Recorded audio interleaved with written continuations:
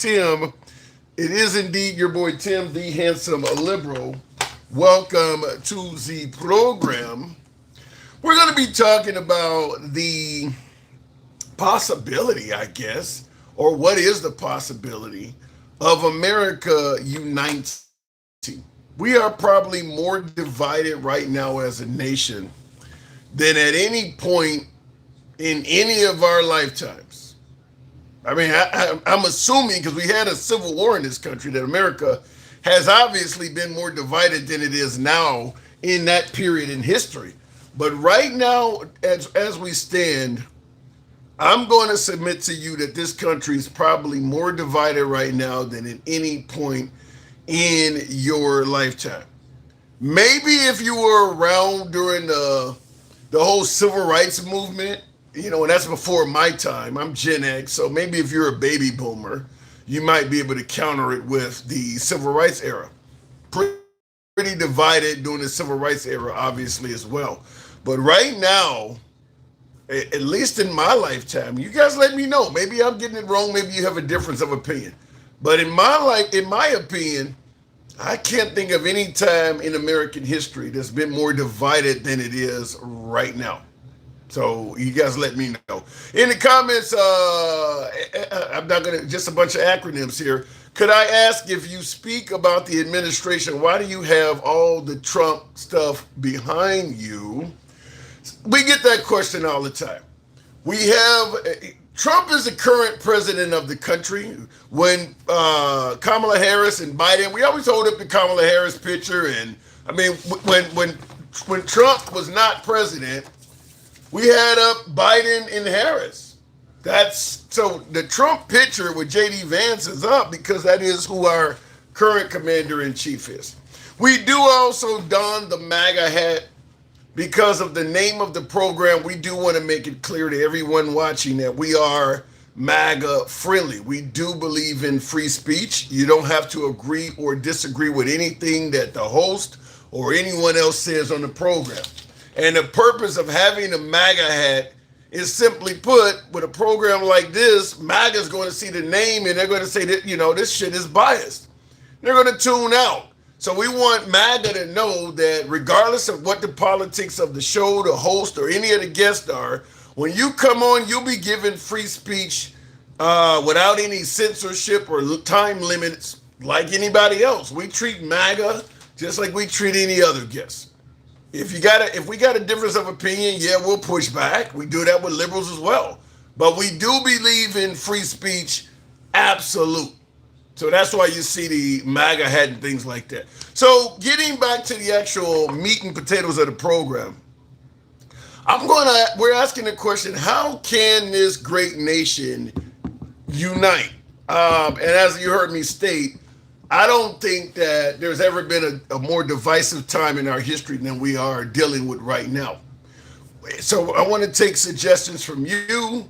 We'll throw around a few of our own, and we'll ask that simple question of what can we do to unite. But obviously, this is not the only topic of the show. There is news that broke today that is absolutely worthy of discussing, and once again, we want to hear from you. Now, this broke earlier, and I think this is important considering we're talking about unity. We don't get much Biden legislation. That doesn't happen much. I mean, nowadays, damn near got to have full cooperation from your side of the aisle because the other side doesn't work with you at all. But today, something different happened. Sign the housing affordability bill until Congress passes his voter ID law. The House and Senate passed that housing bill in rare, overwhelmingly bipartisan votes. It aims to address the nation's housing shortage by increasing the supply of homes and providing grants to turn vacant buildings into affordable housing.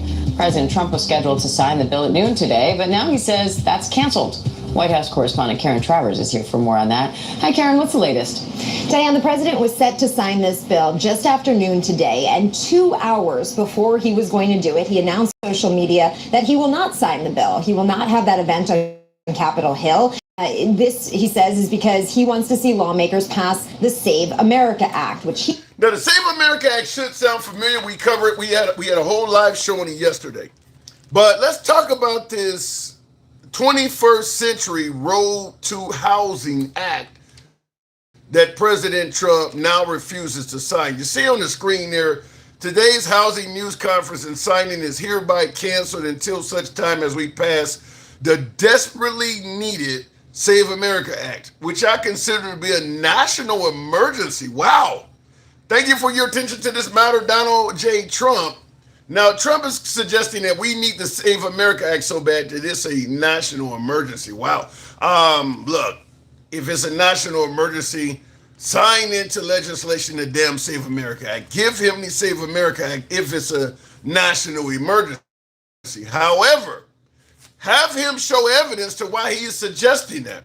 If he cannot produce evidence that is evidence to support why it's a national emergency, then I don't agree with signing it. But if he's got a significant amount of evidence, then sign the damn act in the law. But we're going to talk about the bill they did not sign, the 21st Century Road to Housing Act. This is the bill he didn't sign. What's in that bill? They were trying to make housing, because you know nowadays housing is not affordable to the average American growing up. They're suggesting now people cannot afford to purchase their first home until they're damn near 40 years of age. Used to be, you were doing this stuff in your 20s. So they're trying to make housing more affordable to Americans. In this bill, they were going to tie federal dollars to creating new homes. So they were going to be using federal dollars to create new homes. They were going to be turning vacant buildings into housing. There's a lot of vacant buildings around the country, particularly in urban areas and big cities. And they wanted to put, this is one I'm assuming the liberals really would like. New limits on investors buying homes. The Airbnb craze has really hurt the price of housing for new buyers, because an investor can go out and buy multiple homes to put on Airbnb and pay top retail for something that a new home buyer is going to need to take out a loan, and new home buyers can barely afford the home they're getting, whereas an investor can pay in cash and buy a bunch of homes at a time. So investors were making it hard, are making it hard for new home buyers to purchase homes. This housing bill was going to tackle all of that. But you hear Trump is saying he's not going to do it now because he needs to Save America Act pass, which he considers a national emergency. Deadpool, I don't see they don't move around where you flip the screen, so I can't do it right now. I apologize to you, but I can't. It doesn't show me how to do it. And we're going to talk about this real quick, but before we do, Handsome Conservative says some call him the GOAT, some call him an icon. I do get the icon part. Some call him a legend. I say he's the only man as humble as I am. Put your hands together for the handsome liberal. I'm going to have to start reading some of these open up the show. That is excellent. Thank you for your support. Thank you for your input, and certainly thank you for that rounding way of introducing the show. Handsome Conservative, I appreciate that. So how can we unite the country under President Trump is what we're talking about. So he's not going to sign the Housing Act until he gets the Save America Act, which you hear him say is he considers it to be a national emergency.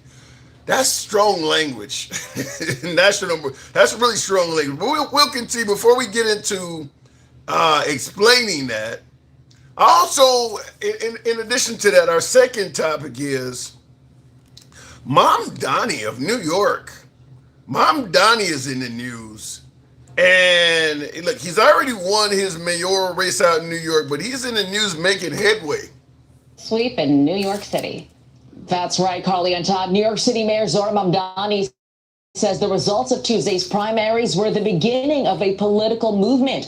One of the far-left candidates he backed beat at 5 in New York's 13th congressional district. Congressman Adriano Espaillat, the chair of the Hispanic Congressional Caucus, lost his seat to Democratic Socialist Daryalisa Avila Chevalier. In New York's 10th congressional district, Mamdani-backed progressive leader Brad Lander ousted Congressman Dan Goldman, who was the lead prosecutor in Trump's first impeachment trial. And in New York's 7th congressional district, another Democratic Socialist member, Claire Valdez, won the Democratic nomination.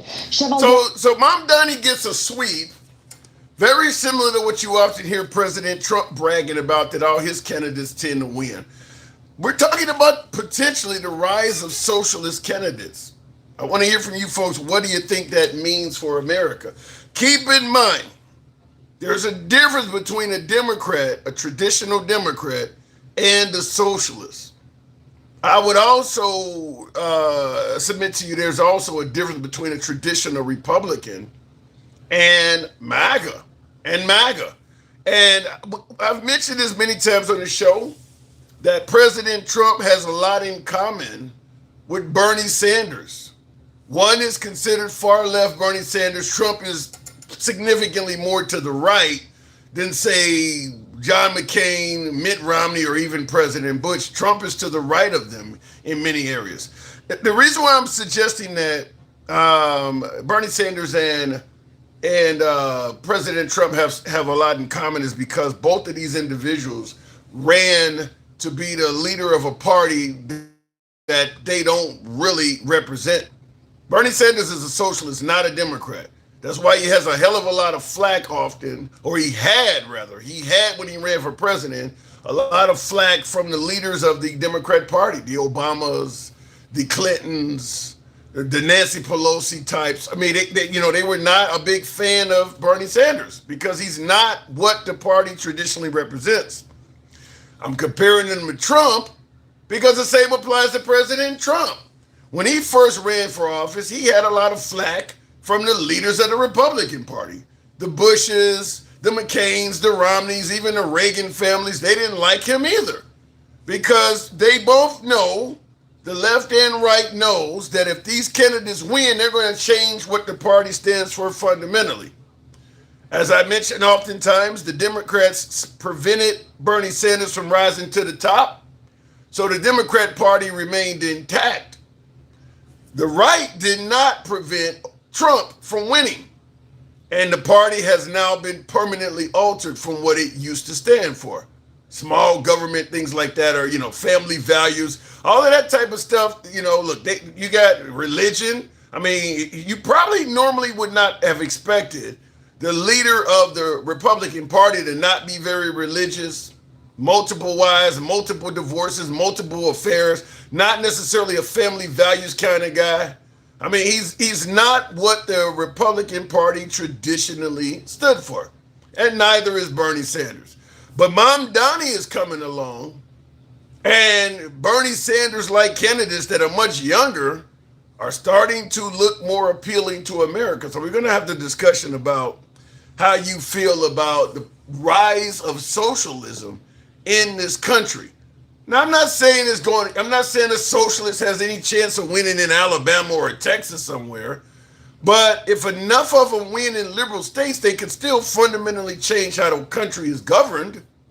If they start becoming congressmen and women all over the place, a few become senators or governors or whatever the case may be, they could have an effect, a profound effect on how our nation is governed. So we're going to talk about the rise potentially of socialism in America. And why do you think that is? So getting into the program, Uniting America, tap the screen, get the likes on up to 10,000, if you will. We'll take the first caller at 10K. And of course, help you borrow the hat and mustache, TikTok cap go. So looking in the comments, what do we say on every show? We don't block, ban, or censor anyone. We are MAGA friendly, always have been MAGA friendly, always will remain that way. Liberals are welcome as well. Our comments go left of Mamdani to I'm having dinner with Q. You can be critical of anyone on the program, including yours truly. Socialism gets rid of the billionaires. I don't believe that, Chris. I don't believe that. I think it may make it more challenging to become a billionaire, but keep in mind, Elon Musk is a trillionaire. Elon Musk that means he has 1,000 billions. Imagine putting $1 billion in a room, which would probably take up the entire square footage of a large room. Imagine if you could fit it in a room, probably need a garage or something even bigger to fit $1 billion in cash in it. Now imagine that room being multiplied times 1,000. That's how much money Elon has. So socialism would not stop Elon or Jeff Bezos or any of these multi billionaires from becoming a billionaire. I don't even know if socialism would stop Trump from becoming a billionaire. It might, listen, maybe their wealth gets cut down 30, 40%, but still they could become a billionaire. In the comments, if they would have kept him out of government, he wouldn't be. Says none of your. What do you mean if they had kept him out of government? Oh, you said if they had kept Elon Musk out of. Yeah, I agree with that. If he had not teamed up with President Trump, I don't think Elon Musk would be a trillionaire either. I agree with that. Socialism stops me from having kids, says Julian. How does that make sense? Tap the screen, get us up to 10,000. We'll take the first caller. How does socialism stop you from having kids? You're going to tell me the capitalists pull yourself up by your bootstraps is more favorable to you having children when they do absolutely nothing to help you? Make that make sense. I don't quite understand how socialism would stop you from having kids and capitalism would make it easier. I don't understand that one. And thank you for the fan club participation. Thanks to Grandma. Government contracts kept him in business and made him flourish. Remember, he was losing money. Certainly with his SpaceX or space program, yeah, the government is making him a fortune in that, and then Trump probably has helped out Tesla as well. Yeah, I mean, look, he would have still been a multi-billionaire, but probably nowhere near a trillionaire. I do agree with that. He's just trying to make it hard for women and poor people to vote. You're talking about the Save America Act? A lot of folks, I don't hear conservative women saying that. I don't hear conservative women saying it's getting harder for poor people. I mean, better yet, I don't hear conservative women saying it's harder for women to vote. But I'll give you another. Here's a funny one coming from Right Leg. 2 words. You suck. Well, Right Leg, your comment sucks if it doesn't come with any kind of explanation. You might be onto something. Let me know. I'll read it out. We don't blackman or censor. You might be onto something. Learn how to deliver an insult, sir. But right now, your insult sucks, for lack of a better term. Because they would vote for H. What do you mean by that? None of your business. Get us up to 10,000. We'll take the first caller. Tap the screen. There will come a point in time where the money will stop flowing from the elite. The rich will have to battle themselves to be the greediest of them all. I don't quite get what you're saying. I'm trying to put that in context. I don't quite understand that. Would you believe me if I said I'm going to switch to become a socialist, maybe even vote for Kamala? Handsome conservative? No, I would not believe you. You were just on here talking the other day about Democrats are fucking up so bad it's pushing you closer to MAGA. So no, I would not believe you. Conservative women will vote for Trump, says none of your business. I tend to agree with that. Because a lot of conservative women follow the desires of their husband politically. And look, if you're a conservative man, you're certainly going to probably vote, especially, listen, there's certain groups of people that Trump is more favorable to. So probably so. I kind of agree with that. Are we getting at 10,000? Tap the screen. So tell me, what is socialism in your own words? Bet $1,000 you don't know. And you would win that bet. You would win that bet because in America, we have convinced ourselves that anybody looking to ask government to help out the poor is a socialist. Socialism involves all sorts of controls on your daily way of life. And there's never been a candidate in the United States that's tried to accentuate all of those mechanisms. I truly believe in America, we do not know what socialism is. Because Obama trying to make sure everybody has health care, that's not fucking socialism. Otherwise, every country in the free world must be a socialist country because they all do it. Mexico, and even in the developing world. Is America the only capitalist nation on earth? Because just all of Western Europe, Australia, New Zealand, many of the countries south of the border that are significantly poorer than America, all of those countries have different various forms of universal health care or socialist style health care, whatever you guys want to call it. So if giving folks health care is socialism, that means the whole fucking world is that way. So yeah, I would lose that $1,000 based on what we've been told here in America. Going to the box, we'll start the program off with Mike, the boss. Good evening, Mike. Welcome to the program. We're talking about uniting America, Mike. What say you? Is that possible? No. Not at all? Not with this regime, no. Wait a minute. You're telling me the Trump administration, or as you call it, a regime, you sound like Rush Limbaugh saying that. You're telling me there's nothing we can do to unite this country under Trump? Nope. Why would you say something like that? Happen. Why would you say that? Because they don't want it. Because they don't want it to happen. They're doing everything to work to ensure that it doesn't happen, Tim. They're doing everything. They're literally doing everything. When you ask me this, the minute you show me that he delivers a united message, then I will at least concede to that one message. But he doesn't. He doesn't do anything to unify this country. Starts at the top. Well, if he's talking about making us a stronger, more well-respected nation worldwide, or he's trying to prevent Iran from getting a nuclear weapon, isn't that something we can all unite behind? How? What do you mean how? How? How can you? What can you unite behind? First of all, that's what he said. That's not what he's done. Well, it's not over with yet, though. Yeah, but your words have to match your actions, right? First of all, he said he's trying to liberate the people, then he don't give a fuck about the people. And then he wants to turn them into glass, and then he doesn't want to turn them into glass. And then they shouldn't have ballistic missiles, and then, well, why shouldn't they have ballistic missiles? So there's nothing about this man that is unified. Nothing. I told you that. There's nothing redeemable about him, any of the leadership, any of those people. These people are unredeemable. Well, you don't went from Trump to these people. Who are these people? Pete Hegseth, J.D. Vance, Peter Thiel, Russell Vaught, Stephen Miller, Stephen Bannon. You want me to keep going? His administration, in other words. His regime, yes. The regime you talked about. Yes. They're not redeemable people. Mm. I don't know what you want me to say, man. I don't know. Listen, he hasn't shown us any sign of trying to unite. Tell me the thing that he's done to try to unite. You already used Iran. I just blew that, no pun intended, out of the water. What has he done?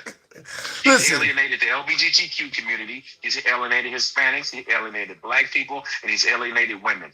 What else has he done to bring alienated? What has he done to bring anyone together? Well, I mean, listen, I'm asking the question, but I got to admit it is a hard one to answer because he does enjoy the ridicule and the division so much. It's one you really, I guess I'd have to have some of my beloved MAGA on the show because it is a difficult one to discuss. It really is. He is very divisive. I mean, how can you point to somebody? That's like saying, hey, don't you think Tim could be a great plumber, or Tim's a great plumber? Is Tim a plumber? No. What the fuck are you asking me is Tim a good plumber for? He's not a plumber. Has he shown you that he can fix anything? Yeah. Has he talked about fixing anything? So why in the world would I give you why would I give you the nod that that's something you can do when you've never shown me you can do it? But how about the notion that, because you hear the right say that the division started with Obama.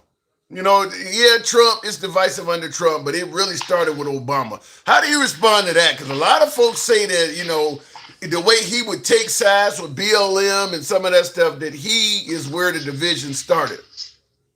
Yeah, I would say that those people are the racist people that I'm talking about, and that started with Trump as well. Trump was working to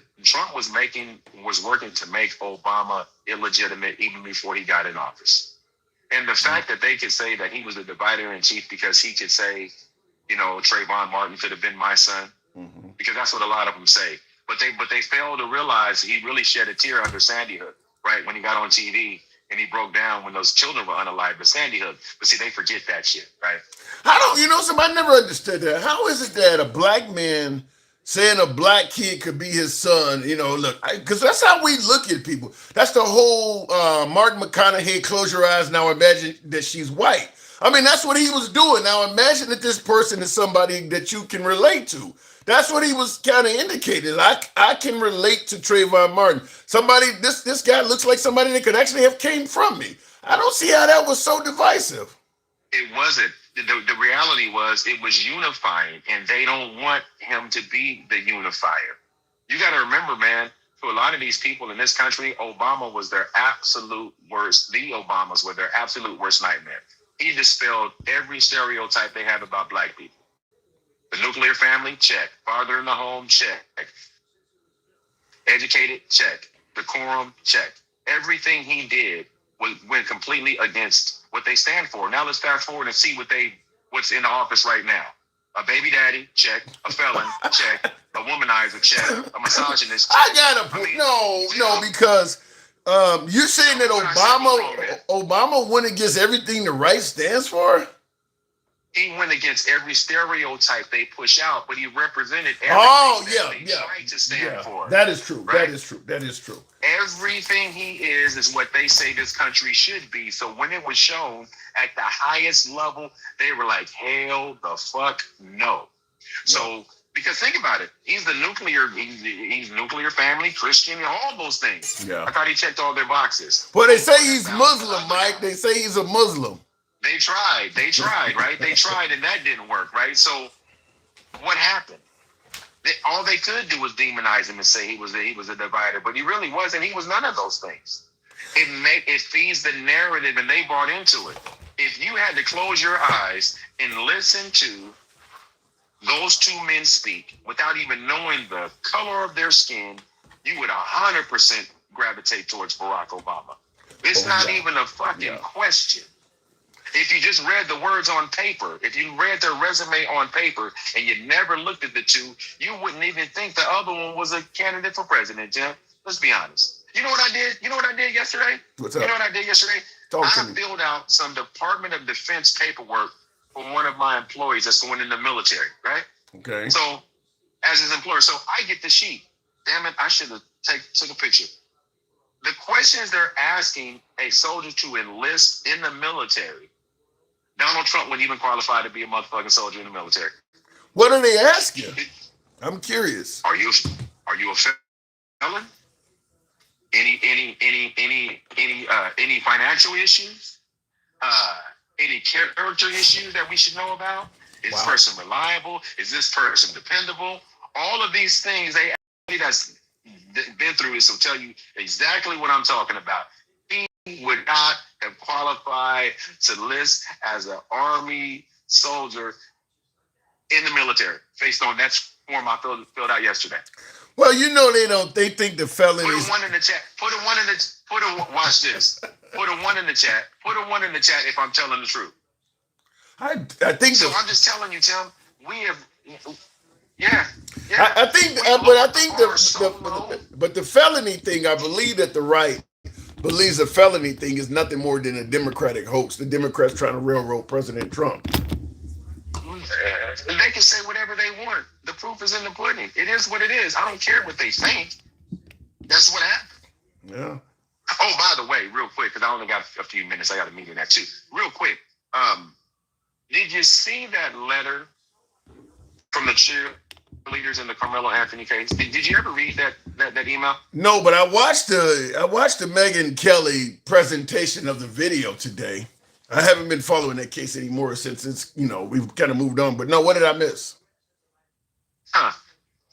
There's an email that the cheerleaders sent to the coaching staff, right? Before or after the trial? Is this something that just happened? Before. Okay. Back in 2024. Oh. Sent it to the coaching staff about the Metcalf's behavior, about how Hunter just rages and went off on the cheerleaders. Let me start. I'm trying to pull it up before my meeting. If not, I'll come back after my meeting if you let me back up, and I'll read it to you. Well, let's fast forward. People were asking, was the email legit? Not only was it legit, the mother was on the live the other day. I'll send you that too. She verified that it was true. She also verified that, between the two, because they said Hunter stood up on the table and called one of the cheerleaders a fat bitch in the middle of a Raising Cane's restaurant after a game that they lost to a Liberty High School. But Mike, I'm going to say, even if they were bullies, I don't know if that still justifies what Carmelo Anthony did. I mean, because it's not like when Carmelo Anthony plunged the knife into the guy, they were on top of him pummeling. Now, they may have been capable of that, but they weren't doing it when he killed him. Again, first of all, two things, and I'm glad you said that. I only got a couple minutes. I really like to dig into this. Number one, they testified that Hunter didn't do nothing. They testified that Hunter didn't do anything. They made it seem like that these boys just went up and said, "Hey, do you mind leaving the tent? Do you mind just kind of what the email confirmed is that Hunter and Austin have been bullies at that school, have been raising hell at that school to the point where the cheerleaders are afraid of them. The coaches knew about it. The mom knew about it. So when you try to represent these boys in court, it does matter if they were bullies. It does matter that they that they're aggressive. Yes. What needs to come out in the appeal is they need to find some students who can testify like those cheerleaders. Because if one cheerleader has that mindset, obviously other students have seen and feel that way as well. I mean, it goes back to what I said and many others have said on many lives and all over social media. He had bad lawyers, man. He had bad counsel.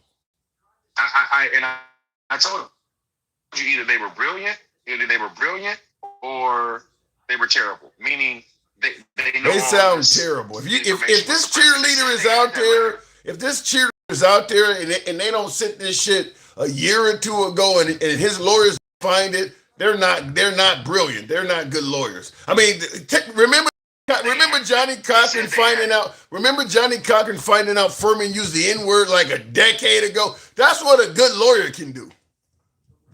And he said, "Don't put his ass on." You damn right. And I do think in the appeals process it'll come out. I know I got a meeting to get to it too. I do want to finish the conversation. I'm going to send you the letter so you can read it, and I want you to read it on your show because there's some very interesting details that talk about the character of who these boys were and their parents. Send it to me. It's significant. All right, I'll take a look at it and read it out. out. All right, I'll do it right now. All right. I'll get back in your queue after my meeting. Appreciate it. Okay, sounds good. All right. Tap the screen, folks. Get the likes on up. Help your boy out the hat, mustache, TikTok cap goals. There obviously will be an appeal on behalf of Carmelo Anthony. So I don't, like I said, so far I'm going to say still to this point, I have not seen enough to suggest Carmelo Anthony should be at home. 35 years. Murder one, yeah, it sounds a bit harsh, but I'm in the camp that he did take a life, and I still don't see enough evidence. At least me. I know a lot of my viewers have seen more or believe they've seen more or have a different opinion than me. So a lot of you folks do feel that what he did was in self-defense or stand your ground or whatever. I'm not quite there yet. I'm not quite there. I still believe that Carmelo Anthony took a life as an option. I mean, to me, it's like the Iran war. It's like the Iran war, what Trump is telling us. That was optional. Same thing with the Iraq war. The Iraq war, too, were optional. Taking lives as an option versus a necessity. So that's my opinion on that. And if more evidence comes out, I'm willing to move and shake where the evidence goes. But from what I've seen so far, it looks like he took a life as an option. And then, of course, I'm watching the video coming from Megyn Kelly on her show. And now she leans right. There's no denying that. And you know what that means for any issue that's racial. But she did present video evidence showing what you can see all the way across on the other side of this, right after the shanking took place. Carmelo Anthony ran out of there at a real high rate of speed with people in tow. He ran, and they were pointing him. I think one of the coaches or somebody finally tackled him. They were like, catch him. He stabbed somebody, but he shanked him, and he's moving at a real high rate of speed getting out of there. And it just leads me to ask the obvious question. If you could get away, why didn't you just get away before taking somebody's life? You didn't have to do that. You chose to do that as an option. Once you took his life, you had no problem getting away. So that's where I have an issue with it. But folks are arguing, stand your ground. You didn't have to run away and all that. To me, stand your ground is exactly what I just said. It gives you the legal right to take a life as an option, where you may not have to take a life, but the law says you don't have to. You don't have a duty to retreat. You can just stand there and defend yourself up to and including lethal force. So I'm a little different in that, but I will read it aloud, Mike, when we cover it. Looking in the comments though, real quick, continuing on. I bet you didn't know this, but Russia has socialist programs as well. I think just about every nation on earth does a little bit more for its citizens than America does, to be honest with you. When you factor in GDP and what a nation is capable of doing for its citizens, I think America probably would be at the bottom in terms of how generous a nation is to its own citizens. If you had to list each nation based on how much that nation has as a GDP versus percentage of their GDP that they spend on their citizens, I bet America would be pretty fucking low. We would be pretty close to the bottom down there, because there are nations that are giving their citizens healthcare and housing and stuff that have a significantly lower GDP than America does. So I think we would probably be pretty low. There are nations that help out with parental, when a woman gives birth, they help out with the medical expenses for that. There's nations that help out with advanced education, tuition, and things like that. Daycare. There's nations that help out with stuff like that. I mean, we don't help out in a lot of areas. There's a lot of areas we do not look out for our people. And I'll tell you this way. In terms of first world nations, most first world nations don't have the level of homelessness we do. So I think it would be pretty low in terms of that. In the comments, there will come a point in time where the money will stop. Oh, I saw that already. Tap the screen, get us on up to 20,000. But the problem is a lot of you wait for a long time to be seen as far as doctors. It's better than nothing at all, though. I understand that in a system where you have universal health care, there can be a long wait for particularly stuff that's not a dire emergency. Like, let's say you need a knee injection or a knee replacement or a hip replacement. Yeah, you might wait 6 months, a year or whatever, and you're waiting to get this done. But if you take into consideration what somebody has to wait when they don't have health care at all, they don't get it. There is no wait. They don't get it at all. So to me, a wait is an improvement over nothing at all. So I'm going to go with the wait every time. I would rather go with the wait and try to figure out ways to tweak how long the waiting period is than to continue doing what we do in America, which is you don't get it at all. So I think we're worse off, standing there complaining about a wait period. In the comments, Chris says they pass away. As I just stated, we're comparing the agony of waiting to somebody who's not going to get it at all. I'm still going to say put me in the waiting category. There is a light at the end of the tunnel for the person waiting. There's nothing there at all for the person that, in America, we don't have to wait. We already know you're not getting it. I don't see the benefit in that. He's just trying to make it hard for women. I saw that. Tap the screen, get the likes on up. Don't know why it's not. I got a poll going on, by the way, in regards to can America unite under President Trump? That's the question. Can America unite under President Trump? Small amount of respondents on YouTube so far, 48, a little bit less than 50 respondents. 75% of the respondents say no. America cannot unite under President Trump. Wow, that's his legacy, by the way. That's going to be part of his legacy. If it's that divisive, that's going to be part of the president's legacy. People in Canada are recommended to just have an assisted suicide rather than wait months and die. People in Canada come to the United States to get care because they can. So what do people in America, if people who are waiting in Canada are recommended to get assisted suicide rather than wait months and die, what do the people in America get recommended that's not going to get the procedure at all?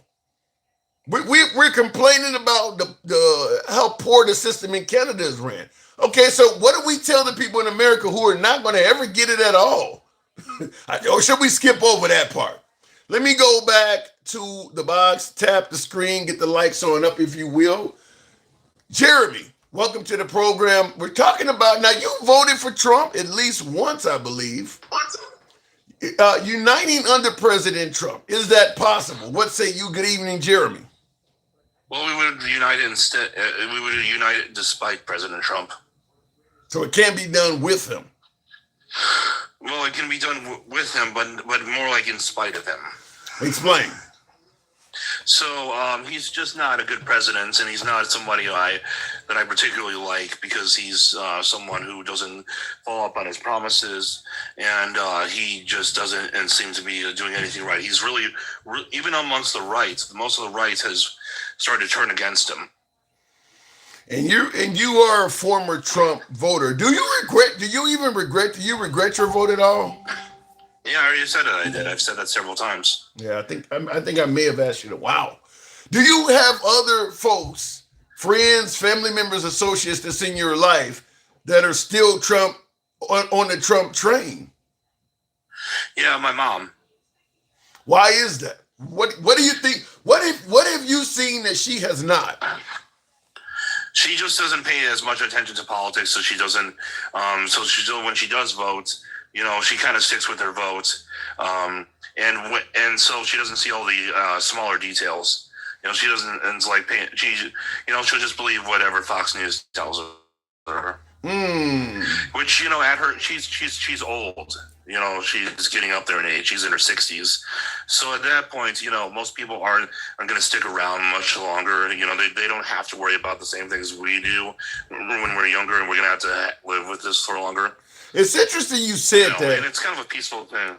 Yeah, it's interesting you said that because I believe we played a clip yesterday. I don't know if I still have it queued up, but Marjorie Taylor Greene said something very similar. She said that MAGA, and it's mostly just baby boomers and older folks that are going by what Fox News is feeding them. She said almost exactly what you just said. Yeah. You can spin them almost anything and make it look good or bad.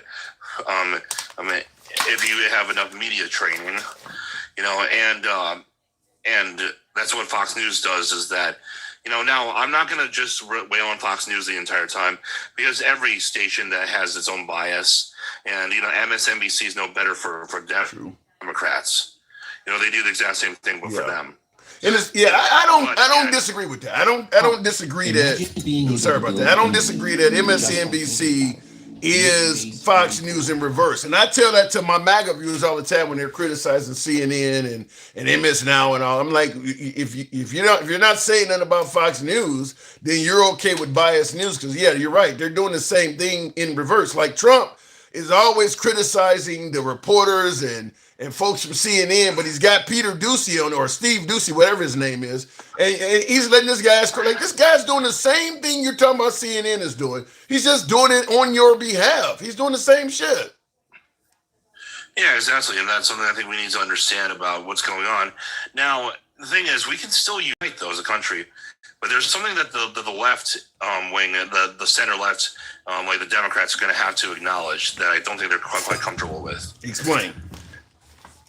No matter how bad the past was, you're going to have to let it go. You can ask for remembrance and it being taught in the history book so we don't repeat it. I have no problem with that. But slavery has been over for a long time now. Jim Crow is gone. You're going to have to admit that you can't punish the children that were born in the year 2000, something that happened in 1874. How are they trying to punish modern day people for that? Reparations. Reparations is going to come from all of us, Jeremy. If they give African Americans reparations, it's coming out of the federal tax dollars. That means wealthy black people are paying that shit too. It ain't just white people. Hispanics, Asians, everybody who contributes federal tax dollars, that money's coming from there. Other things like critical race theory that needs to die as well. That shouldn't be taught in schools. I don't explain to me exactly what you think critical race theory is, because I don't know any school that teaches that, and that was a big pushback. Is that nobody's teaching this? But give me your theory on what that even is. Critical race theory is a theory that supposes that through a communist lens, and that most of the inequality in the United States, it's in the Western world, is related specifically to racial bias and racial hatred. I want if what you're saying is true, I want that shit taught, because what you're trying, what you would be trying to suggest is we held back one group of people for the overwhelming majority of America's history. We only stopped doing it a few generations, maybe 2 or 3 generations ago, and you want to be taught that has no effect on the current generations. There are people who still have wealth from that area, Jeremy, that an African American or a minority had no access to. There are people whose families still have wealth from a generation where nobody else could get it. Yeah, it should be taught. No, Tim. So should we pretend that ain't true? It isn't, though. You're telling me, let's say the Hughes family, the Rockefellers, all of these Kennedys, you're telling me none of that money is still in their families, that they accumulated at a time when it was impossible for minorities to accumulate it. You're telling me none of that money is still in those families? Tim, most of the money that was in those families is gone. You're telling me being born a Kennedy has no privilege to it at all anymore? Being born a Rockefeller, no privilege. Kennedy is one of the few families that maybe that kind of happens with. Rockefellers, get off of oppression. Rockefellers, the Hughes, the Rockefellers. Most of the Rockefellers don't have the same money that they used to. I guarantee you that if you're a descendant of the Rockefellers, you are being born further ahead than the average black child. You're telling me there's no difference? Yeah, well, here's something you want to know. You know the Jamie Johnson, the heir to the Johnson and Johnson family? Okay. He's broke. Okay. People can get fortunes and squander it, but the fact is... That's the thing, Tim. That's the thing. Wealth tends to last 3 generations before it dies. Not that cat. So what are you saying? 3 generations down the line, the Elon Musk family gonna be broke? Yes. You gotta be kidding me. 3 generations? Tim, I'm serious. Tim. No, you're not. You're not serious. Yes, I am, Tim. You can laugh at me all you want, but every reasonable economist has observed this. Every so credible economist has observed this. Money of all levels tends to last 3 generations. So how do you explain Trump? Trump's father was wealthy. Trump is the 2nd generation. His kids, Don Jr. and Eric and Barron, their kids are going to be fucking broke. They're outliers. Oh, really? That's what we're dealing with now. Outliers now, huh? Okay, I'm leaving it at that. Tim, you.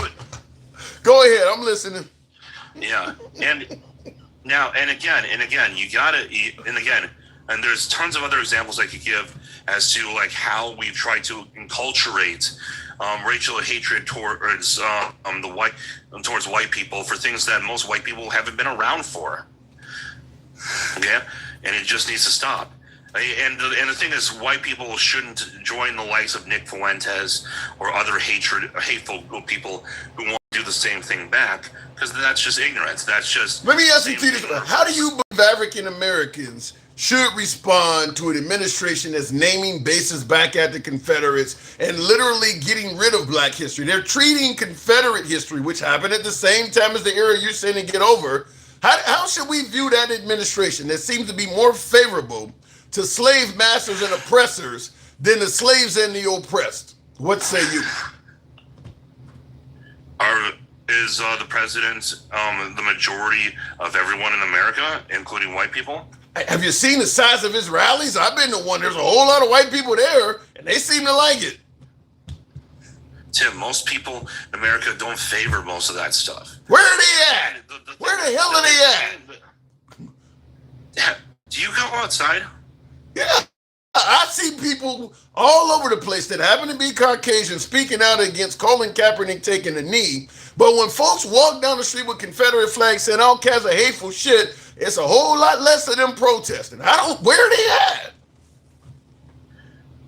Confederate flags. Well, first off, most of the people who are probably doing that with Confederate flags are probably feds anyway. But let's just take them seriously for a second. Okay, go ahead. Let's just take them seriously for a second. Okay. When that stuff happens, people should just call it out and say that that's not okay. It shouldn't be illegal. I don't agree with that. I do. If you want to wave around a Confederate flag, I think it should be illegal. I don't. I mean, do you think it's I think it should be taboo. If there's a Muslim that is elected, if a Muslim is elected to state government and his dad fought on behalf of ISIS, are you okay with him putting the ISIS flag in the state house? Well, that's not the same thing. Explain to me the difference. I'm okay if he's here's the thing. If he wants to walk around with it and he's not putting it on an elected in like a government building, that's fine.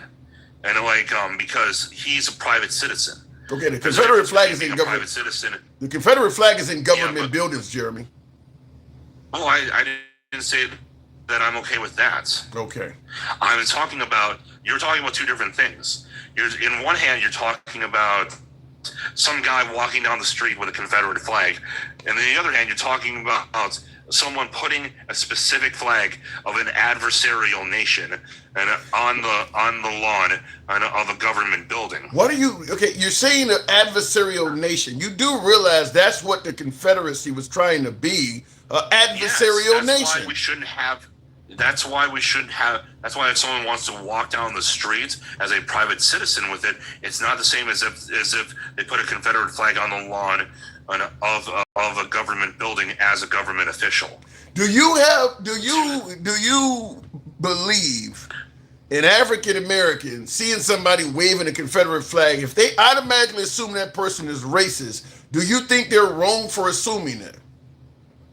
Yeah, but that's not the same thing. Why do you think they're wrong for assuming that? No. I said yeah, they are right for assuming that.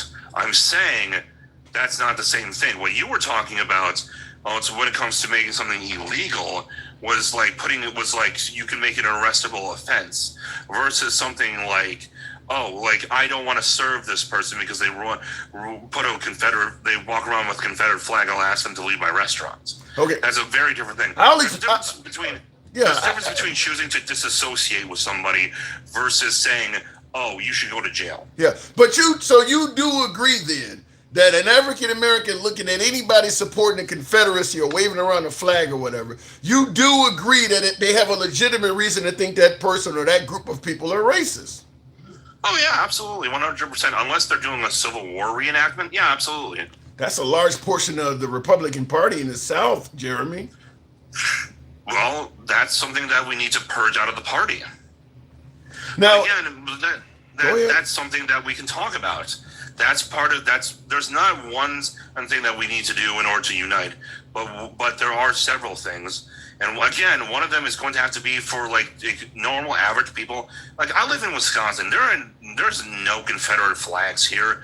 90% of the people they're there. They just ain't putting them out and displaying them. But I bet you in some of the rural areas in Wisconsin, there are Confederate flags. But it's certainly not like it is in the South. I agree with you there. But I guarantee you, there are people up north that have Confederate flags. They just aren't as bold with it.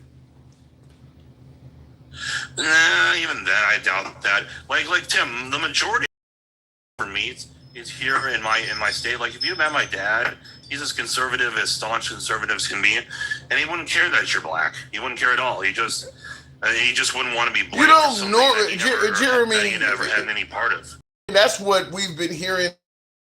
Is I don't care about your color. I'm not racist. Nobody comes out and says, "Hi, my name is Tim. I'm a racist." Racists generally deny they're racist. Even when they're doing racist shit, well, no, this ain't racist. I just think you should be over there and we should be over here. You should date your own and we should date our own. I'm not racist. I'm just for the promotion of the white race. Even the Klan says they're not racist. So everybody says what you're saying. I'm not saying your dad is anything, but what you're saying is, I'm just saying that if you go by people just telling you, I don't mind people's skin color, you're going to go by what a lot of liars are telling you, because nobody says skin color matters. They all say it don't matter. Okay, but even based on the actions that most people in the white areas of America do, they don't try to do any. So what about you may be construed as? So when Trump starts renaming bases after Confederates, and he's getting rid of all kinds of history that attributed to black people, is it wrong for folks that are of color to look at him and say he is racist?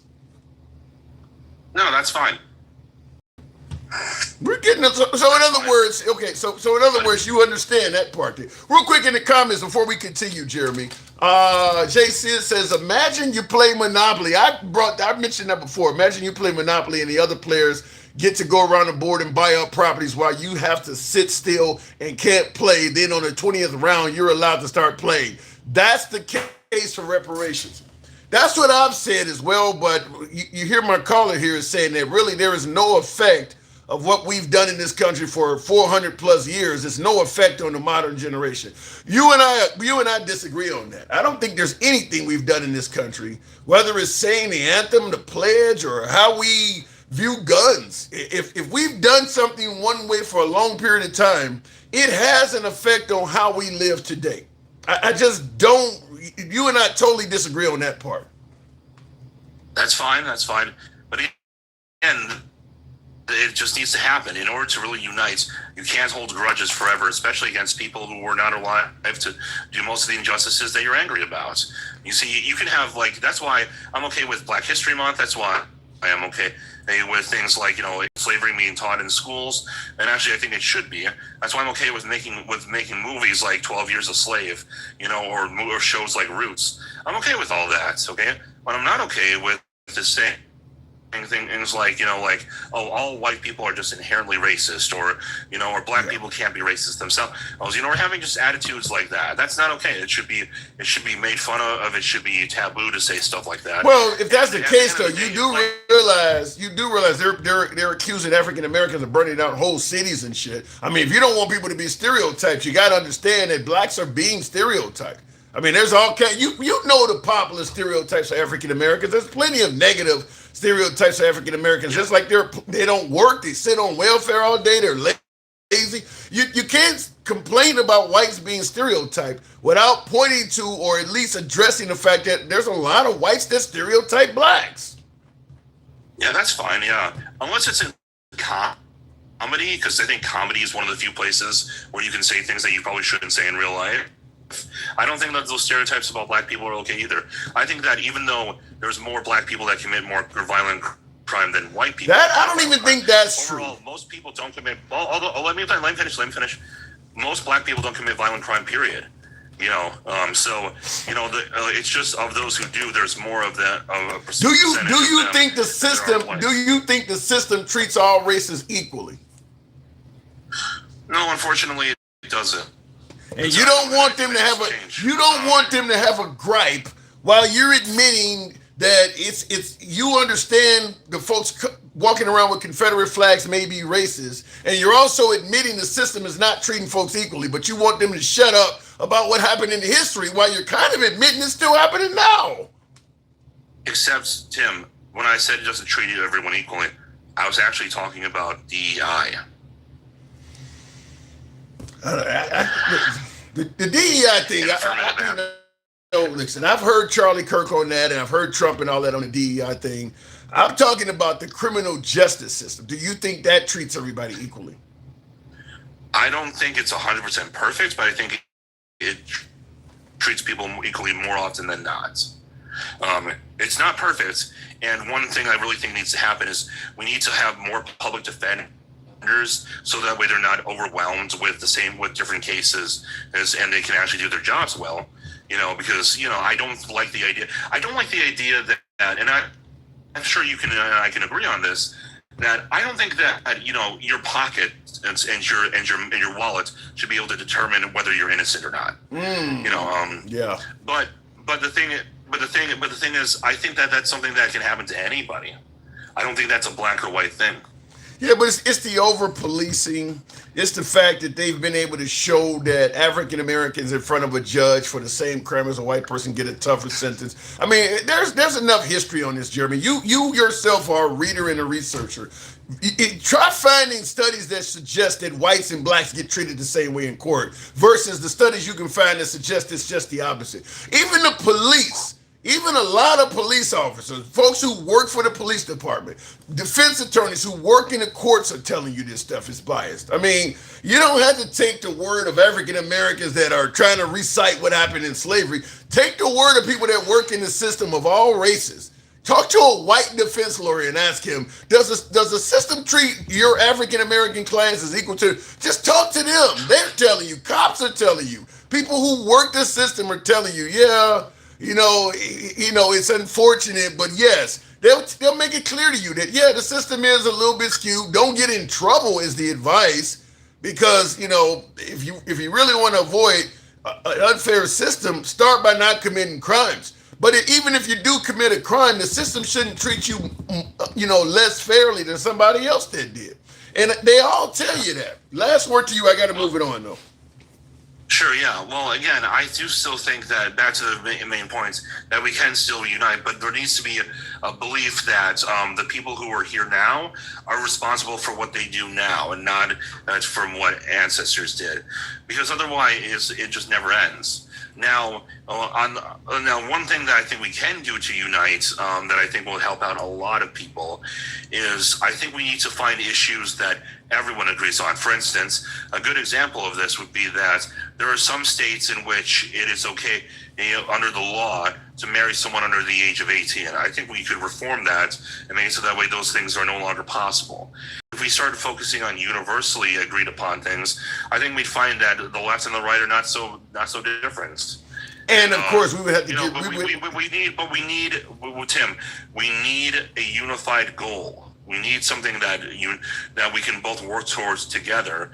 Otherwise, we'll just keep arguing about the same stupid shit over and over and over again. Fair enough. I'll leave it at that. Jeremy, as always, a pleasure. Thank you for coming through. Tap the screen. Thank you. Get the likes on up, if you will. Get us on up to 35,000.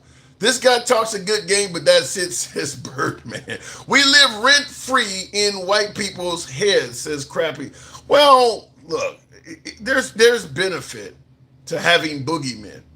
And under President Trump, we probably have boogeymen to a higher level than we've ever had. I mean, with President Trump, you name the group of people, and I can tell you what they're suggesting that there's the danger that person poses. I mean, Trump is saying that Muslims pose a danger, immigrants pose a danger, African Americans pose a danger, LGBTQ pose a danger. I mean, Trump is the king at making boogeymen. It's worked very well for him. However, the question we're asking today is, can America unite? And no, it's not going to unite if you're trying to say members of the population are boogeymen. That would probably be the first thing you got to get rid of. I wanted to just state this before we move on and tap the screen, get the likes on up. And help people out the hat, mustache, TikTok, cap goes, if you will. I got to solicit that. Look out for the program. In regards to African Americans getting over the past, I recommend two things. I think there's two things, and reparation is not it. I don't think reparation will ever culminate to reality. So I'm not recommending reparations, but I do believe there are two things that could be done to help get over the past. Number one, be honest about it. Quit lying and saying the Civil War was not about slavery and all this other bullshit. I think if America had been honest about the past, we would be a lot further along in terms of getting over the past. But fact is, we know America tried its best to hide what happened in the past. A lot of the atrocities that took place back in the 16, 17, and 1800s were discovered in our lifetime.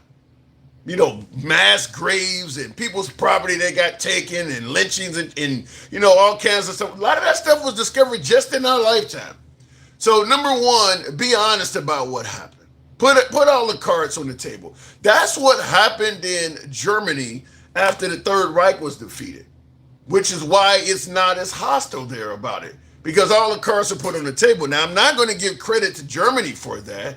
I'm going to give credit to the Allies, because we forced the Germans to come to come to justice, or better yet, to face reality for what they did. We dragged German citizens from towns through concentration camps. So we're going to make sure you see what happened, all these bodies and shit, and we're going to film you watching it. So there's no way in hell in the future you can say this didn't happen. And despite all that evidence, there are still a few folks in Germany that support Adolf Hitler that try to say it didn't happen, or not as many people were. So the point I'm making is, had we not forced the Allies, had the Allied nations not forced the German people to see and acknowledge what their government had done, they would be doing the same thing the Confederates are doing here in America, trying to speak favorably of what happened and downplay all the atrocities. They would be still doing it too. But we prevented that from happening in Germany, and we've allowed it to happen in America, where folks are talking about the Confederacy was just about pride and heritage and all of this shit. I mean, it's crazy. It's kind of like wearing Jeffrey Dahmer on your shirt saying, well, I just want to represent my uncle. He was related. I just want to show love to my uncle. The motherfucker's a serial killer. He used to eat people. I just want to represent him. And that's what we have with the Confederates, is that we allowed them to not only still idolize what they were doing, but to even give tributes, honors, and naming schools and streets and stuff after folks who were actively committing acts of treason.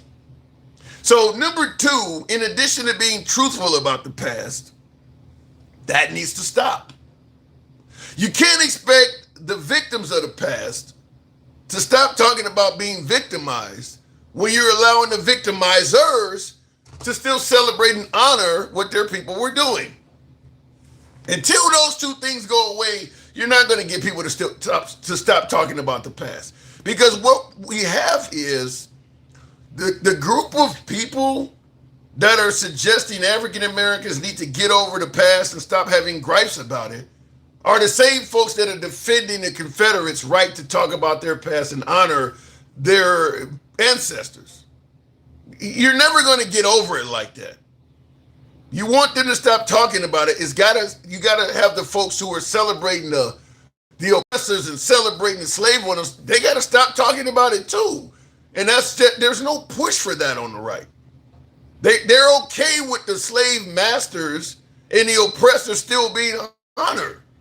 They just want the descendants of the victims to shut the hell up. That's just not going to happen. I don't see any way possible, any way, shape, or form to make that happen. Tap the screen, get the likes on up to 40,000. Looking in the comments section briefly here, this is how clueless the left is. California gas prices are still over $5 a gallon, yet they think Trump is at fault.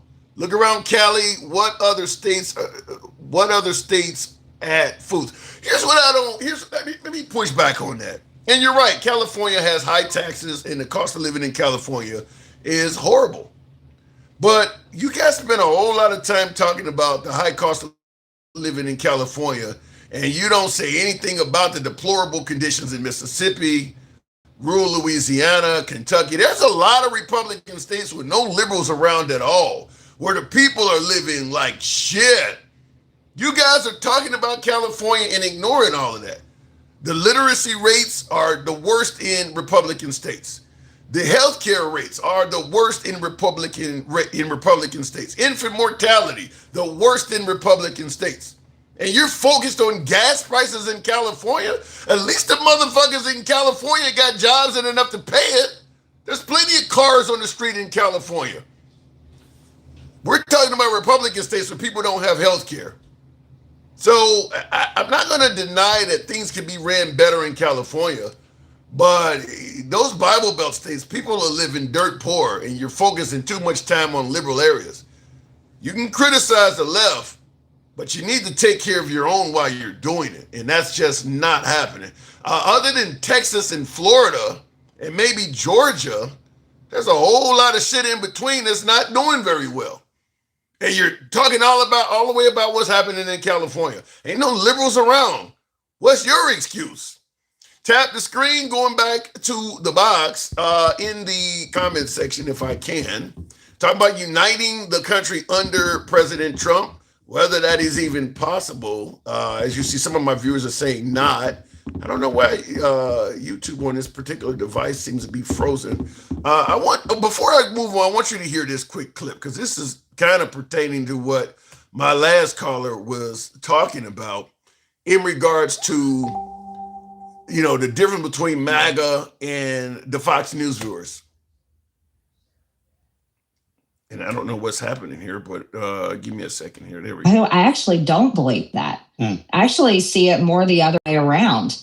And which is a problem. That's true, a huge problem. Huge. Yes. Huge. And if he can control it, but it was the no. Actually, I don't have it queued up to the right time. I want you to hear this because I think this is exactly what my last caller was talking about, but I don't see I may not be able to do it because I don't see where I had the time frame, the time period mark. This is an hour interview between Chris Cuomo, formerly of CNN, and Marjorie Taylor Greene, and I think it's worthy of hearing. And they would pick right in the middle of it to throw a commercial. We'll bring it up with the next caller. There is many, what does that say? It's many vultures.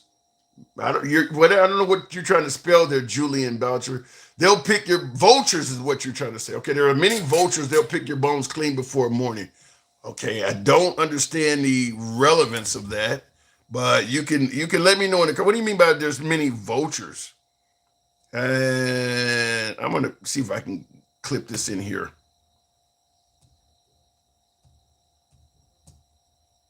Having been a waste of money and a waste of blood and a waste of this, and now the regime is bolder than ever. He has to make it a win. That's why they lie so much about this. That's why he has to say, we just had a great deal. We just signed a great deal, Marjorie. When you say MAGA, there's a major break in what was MAGA. You think so? Oh, yeah. The only thing left of MAGA is neocons, people that like basically are spoon-fed propaganda on Fox News all day long, and baby boomers. That's pretty much the only thing left of MAGA. That's different. That's kind of what my last caller was saying, is that MAGA's fractured to that level. Wow. I think there's still plenty of young MAGA. I mean, do you think Charlie Kirk would have still been MAGA if he was around? I don't know. I don't know if MAGA's fractured as much as she's saying, but that is, I don't know. For some reason on YouTube, folks, I cannot see any of the comments, and I don't like that. I'm sure some of you folks are commenting. It's not showing me any of the comments. Too bad we can't ask him since dark. No, we can't. I'll ask him tomorrow when he's on. Plenty of sub-mental young people still supporting Republicans. Supporting Republicans is different than supporting MAGA, though, sir. So it's a difference. Mitt Romney, John McCain's family, they're Republicans.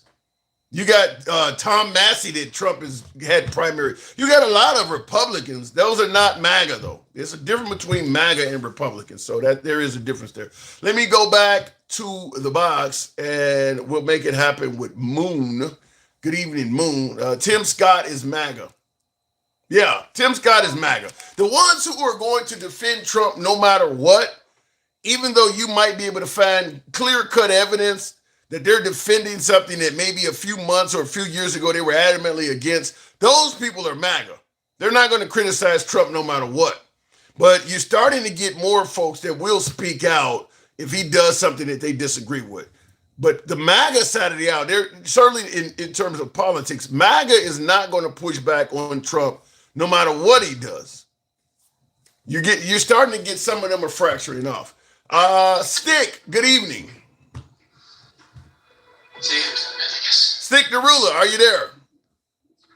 Yeah. Okay. Hey, how you doing, Tom? I'm doing good. Talking about, can the country unite under President Trump? What say you? Nah, Tim, it's not happening.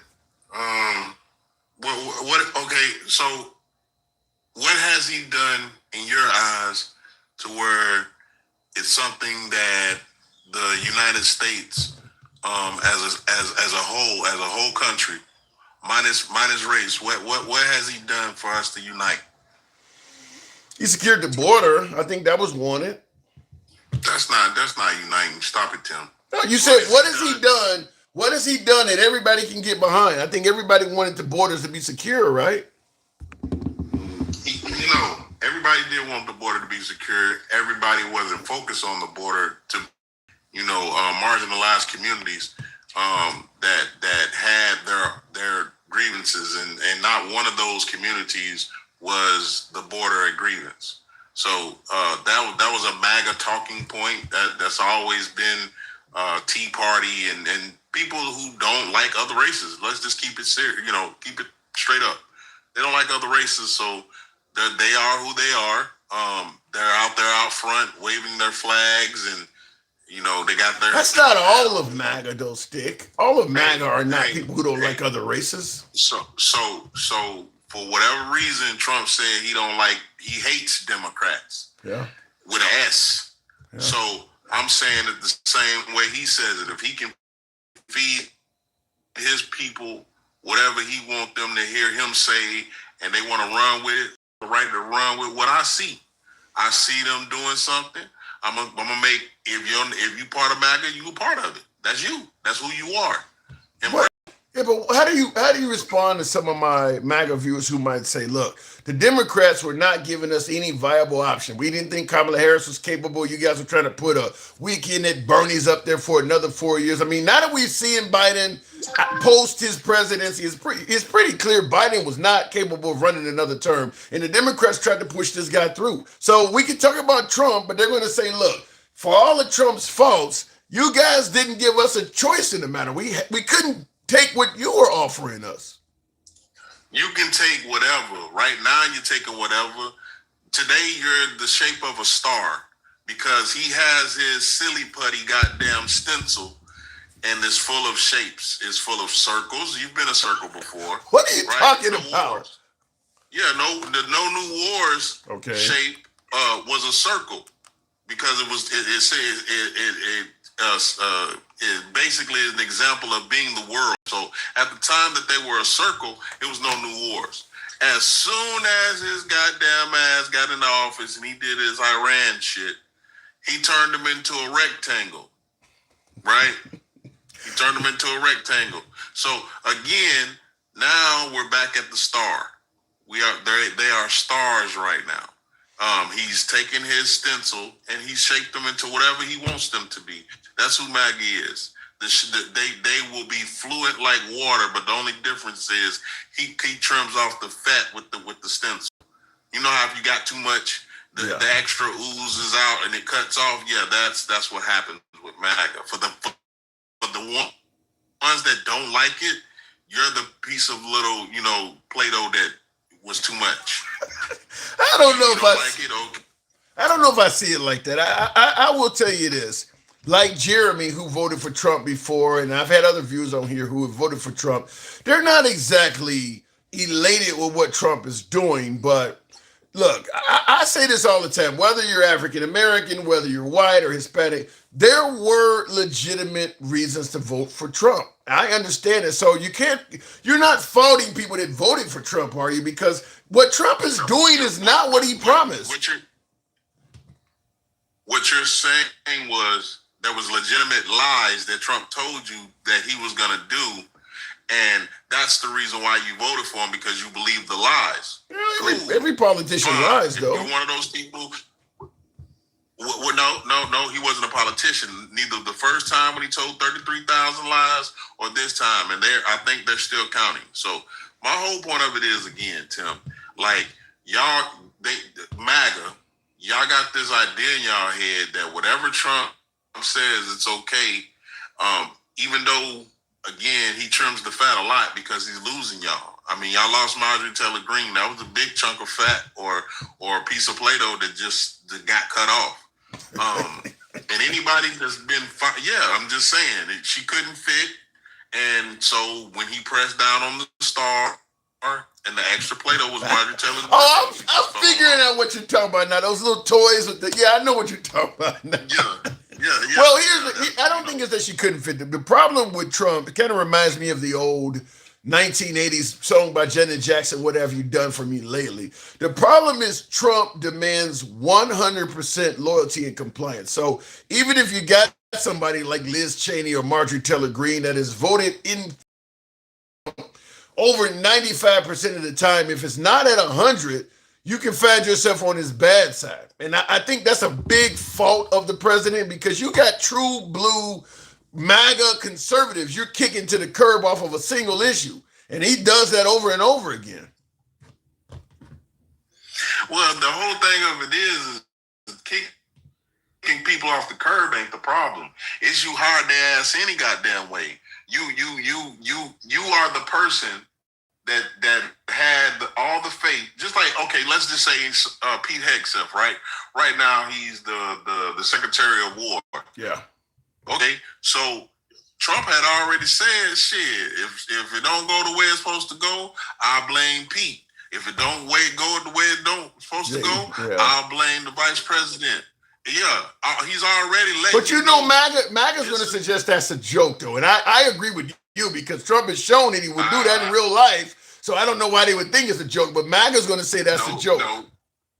No, when it happens, let me see what shape. Let me interrupt you. I want to ask you this. Let me interrupt you. This is coming from a viewer. I want you to. Johnny Blade 748 says, explain why Trump is so bad when he is fixing all the problems the swamp created. The floor is yours, Stick. What say you? He is the swamp. He created. That's the point I just made. I'm glad you said that. He is the damn swamp. He picks all of these people that he ends up firing, saying that they, okay, so if he just fires them, he'll say some shit, well, he's going to go off and do other great things, or she's going to grow off and do other great things. It was the time she tried, he tried, whatever. But if you a motherfucker that done came like Marjorie Taylor Greene, hey, you know what? He was stupid, incompetent. Well, okay, but you hired the stupid, incompetent person. Yeah. Like, you put that person there. So you are the swamp. And, it ain't no drain in the swamp. You filled that shit up with that nasty-ass, algae-ass water, just like the damn reflection pool. You in rare form. got frogs and moccasins and shit in the goddamn water. That's you. You brought that shit with you. I'm trying to figure out where the hell is Doge at? If Doge's job was to find waste, fraud, and abuse, how the hell is that reflective pool not qualifying as that? You got rid of federal employees, but you see this pool as a necessity, all the money being lost to that? I don't get that one. I just don't get that one at all. How about this one? How about this one, Tim? How much was it initially for the ballroom to be done? Oh, well, according to Trump, it was going to come from the taxpayers. No.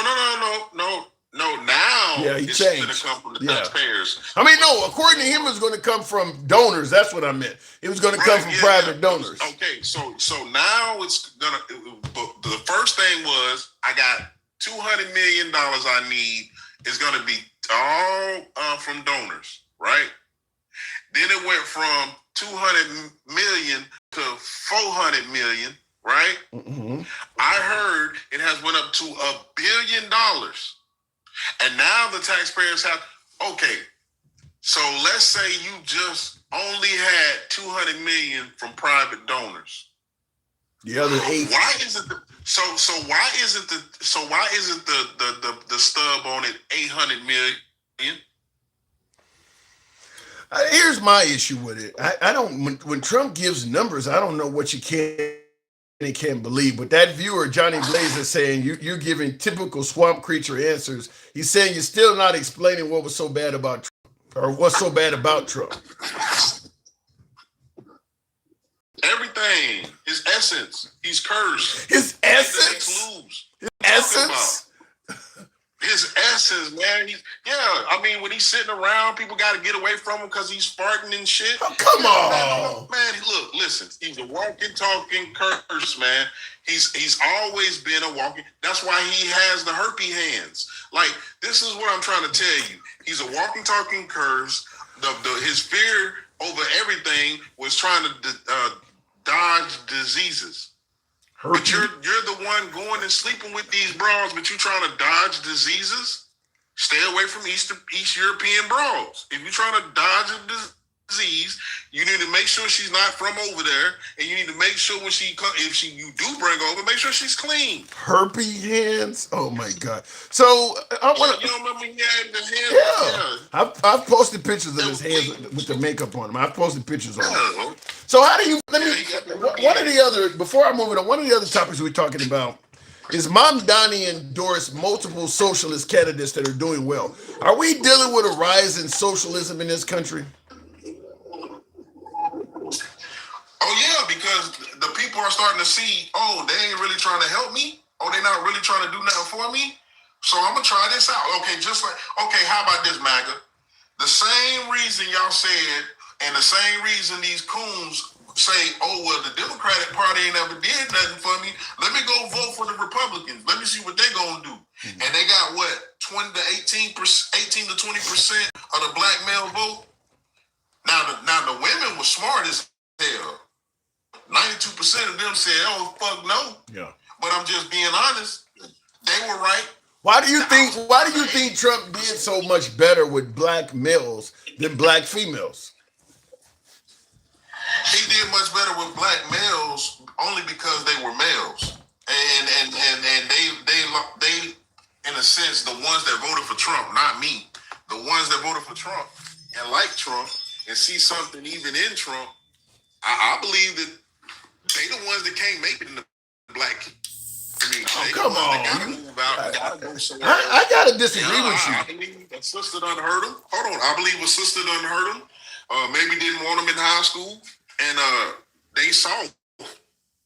Oh my God. That's just me. They crying and they act like Mr. Denali. I gotta disagree with you. I gotta disagree with you. In fact, I think the black males that voted for President Trump, most of them are doing probably better financially, economically, than the black males that voted for the liberal side of the aisle. I mean, the Officer Tatum's, the Tim Scotts, the Clarence Thomases, most of these folks, I think black MAGA probably does better financially than a lot of the black male liberals. That's just, I mean, and I could be wrong, but I do believe that. I don't see too many hardcore impoverished black males talking about they voted for Trump. Black MAGA got these charges that every man don't need, touching little children. Black MAGA got they probably used to hit their old lady type charges. Black MAGA is on the ones on child support that's having problems paying their child support, and they just mad and upset. They sitting around, they don't know what to do, versus getting up off their ass and putting their bootstraps on and just getting out there in the world. They want to be mad at somebody. Everybody in MAGA has somebody to be mad at. Yeah. Black MAGA has the black woman to be mad at. Damn. Spanish MAGA has the Spanish Latino woman to be mad at. And then on top of that, they mad at the black folks inside their own organization. Like, everybody's mad at some goddamn body for some reason. And all of them are mad at the LGBTQ and the trans. So at the end of the day, they combine their hate. And that's why we have Blagga, Splagga, and MAGA itself. What the hell is Splagga? What is Splagga? What is that? Spanish? Spanish MAGA, Spanish MAGA, Splagga. No, I agree with you though. Grievance. I agree with the part about MAGA. MAGA they do well with grievance politics. MAGA does have a problem with a lot of different groups and cultures. They're always pointing at some group of people that is doing something wrong to America. So it works well. I mean, Trump has made a killing off of that. It does work well for him. Mike the Sailor, appreciate it. Thank you. So it does work. I understand that. Yeah, no, it doesn't work. It doesn't work. Got him elected. Hold on. Listen what I'm saying, Tim. Just like how you're putting it to make it look like he's a good guy or he's a good candidate, he's a piece of shit. And the reason he's a piece of shit because none of that is positive. None of that helps, well, like you said, make the nation strong. He's a divider in chief. That's who he is. That's who he's gonna be. He's gonna be the Cheeto turd who thinks he's cool just because he got money. But at the end of the day, we see he's not part of the club. When Obama opened up his center, he didn't take that fucking high road and say, well, I'm gonna invite his ass anyway. No, stay your bitch ass away from us. We don't like you. All the presidents was cool, high-fiving and fucking all the wives were talking. Yeah. But he got the tech bros. He's in the in crowd. It's just not with the president. He got all the Elons and the Jeff Bezos and Zuckerberg hanging around him. He got Dana White from the UFC. He is in the in crowd. It's just a different crowd. I'm gonna say it again. He's not in the in crowd, the intellectual crowd. Dana White, he's around a bunch of people that hit people across the head every day. Somebody got brain damage. How much more of intellectualism can you get than Bill Gates and Jeff Bezos and Elon? That's the smartest dudes in the room. Bill Gates, number one. Yeah, they in the club. They cheating on their white club. They got something to do with Epstein Club. Bill Gates. Oh yeah, he's on the files too. Oh yeah. So again, his wife just divorced his bitch ass. So like, again, there's a club. I think both of their wives, Bezos and Bill Gates' wives, left him. Yeah. Exactly. So they're in the same club. They in a divorce, cheating on the wife club, and anything else. I'm a scumbag, but I don't want nobody to know. Let me pay somebody off type club. That's the club that they're in. Obama's in the club with Bill Clinton over there chilling with the other president. Wait. You talking about people cheating on their wives and you start out with Bill Clinton? Listen what I'm saying. Being honest, that's been out there. Yeah. He was the president. He got some presidential dome. He didn't just have to pay somebody off. It is what it is. Presidential dome. Huh? He got that presidential dome. He probably was smoking a cigar the whole time. My whole thing of it is, again, there's three other presidents, living presidents, chilling together. Their wives all are getting along, chilling together. They also got people like Stevie Wonder. They also got people like goddamn Common and John Legend and all of these people having a good ass time while he's over there having to listen to what Iran what the fuck they want to do. Well, he got Kid Rock. He had Hulk Hogan. He said, "If I got to move." Hey, listen, Kid Rock. Don't nobody listen to that bullshit. Kid Rock trash. He ain't had nothing good since Joe Dirt. Ain't nobody listening to him. Like, that was the last good movie he was in, with Joe Dirt. I don't even like Michael. He had the Village People stick. They showed up and showed out. The Village People came out. You know why? Because he's their biggest supporter. That's why he be doing the little dance, jacking two people off at the same time. He's a Village person. I gotta go, Stick. I gotta go. No, I'm just saying. Grinder crashes after every convention and every rally. He just had one. Go see if Grinder crashed. Ask Alexa, did Grinder crash at the last? I would leave that alone. I gotta move it on as always, Stick. You bring the noise every time you come. You bring the noise. Hey, I'm glad I can still do it, Tim. Have a good one. Like no other. Stick the ruler, everybody. Tap the screen, get the likes on up. Said presidential dome. Kind of like that. Get the likes up to 60,000 if you will. In the comments, Trump is a crybaby. Somebody says Donald Trump KKK. You guys are a bit harsh. What about that other turd? Let my turd destroy America. I don't get that one. So all he has is catchphrases. That's sad. At the end of the day, he won, she lost. I mean, I hear your point on catchphrases, handsome conservative, but that's what the president has too. I mean, the president's really good with catchphrases. I mean, if it's good enough to elect, you're going to have people saying it. Real quick, in regards to my poll, nearly 200 respondents so far. Can America unite under Trump is the question for the poll. We've had nearly 200, 175 or so. 34% says yes, America can unite under Trump. 66% say no, America cannot unite under President Trump. So it's kind of hovering around that area. It's kind of hovering around that area. A lot of polls that may not be favorable to Trump often are in that 30% area because, I think it's because about 30% of the voting public are MAGA. So Trump is going to get 30% favorable on any poll that MAGA's involved in because about that amount of them are MAGA. Tap the screen, get the likes on up. Yeah, the Dems have a dysfunctional herd mentality. They couldn't stand up for cancer survivors and shit. What do you mean? Oh, you talking about the boy they brought out there? They didn't stand up. I brought up. I can't even remember because that's been a while ago. You talking about at the State of the Union address? Trump brought this. I think that young boy has passed away since then too. I think he died. But anyway, the Democrats did not stand up for that guy, and the Republicans made a big fuss over it. And we had a couple of live streams on it because MAGA was bringing that up. And I presented Joe Biden's last State of the Union address. And it's almost the exact same thing happened. I cannot remember what cause it was, but just like with Trump, where you would expect everybody to stand up for a little young man surviving cancer, Biden presented a point almost exactly like that, and the Republicans did not stand up for Joe Biden either.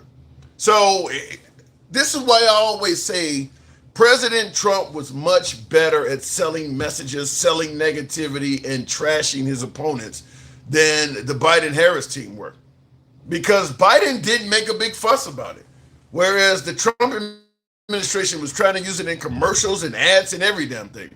But the Democrats not standing up for that young boy was not something unique to Democrats.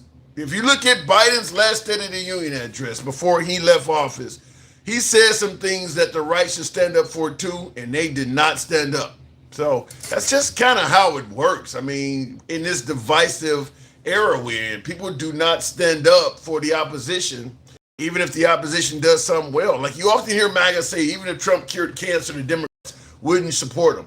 You think MAGA would apply for Obama or Biden if they done it? It would be the same thing. So it happens on both sides. Tap the screen. Donald Trump stole the speech legally from Donald Trump stole the speech from Legally Blonde movie.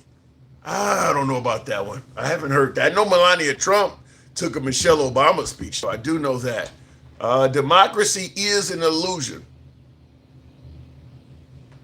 Based on what? What makes you say that?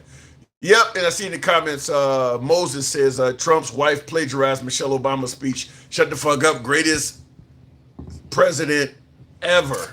I don't know if I would put Obama in as the greatest president ever. I don't know. I mean, what has he accomplished to put him in that realm? I mean, we can talk about maybe you think he's better than Trump, but I don't see Obama being the greatest president ever. I mean, his legacy doesn't have enough on it. I don't think Obama's resume has enough bullet points on it to qualify as best president ever. When I think about best president ever, I'm talking about stuff that a president accomplished that 50, 100 years from now, people will still be talking about.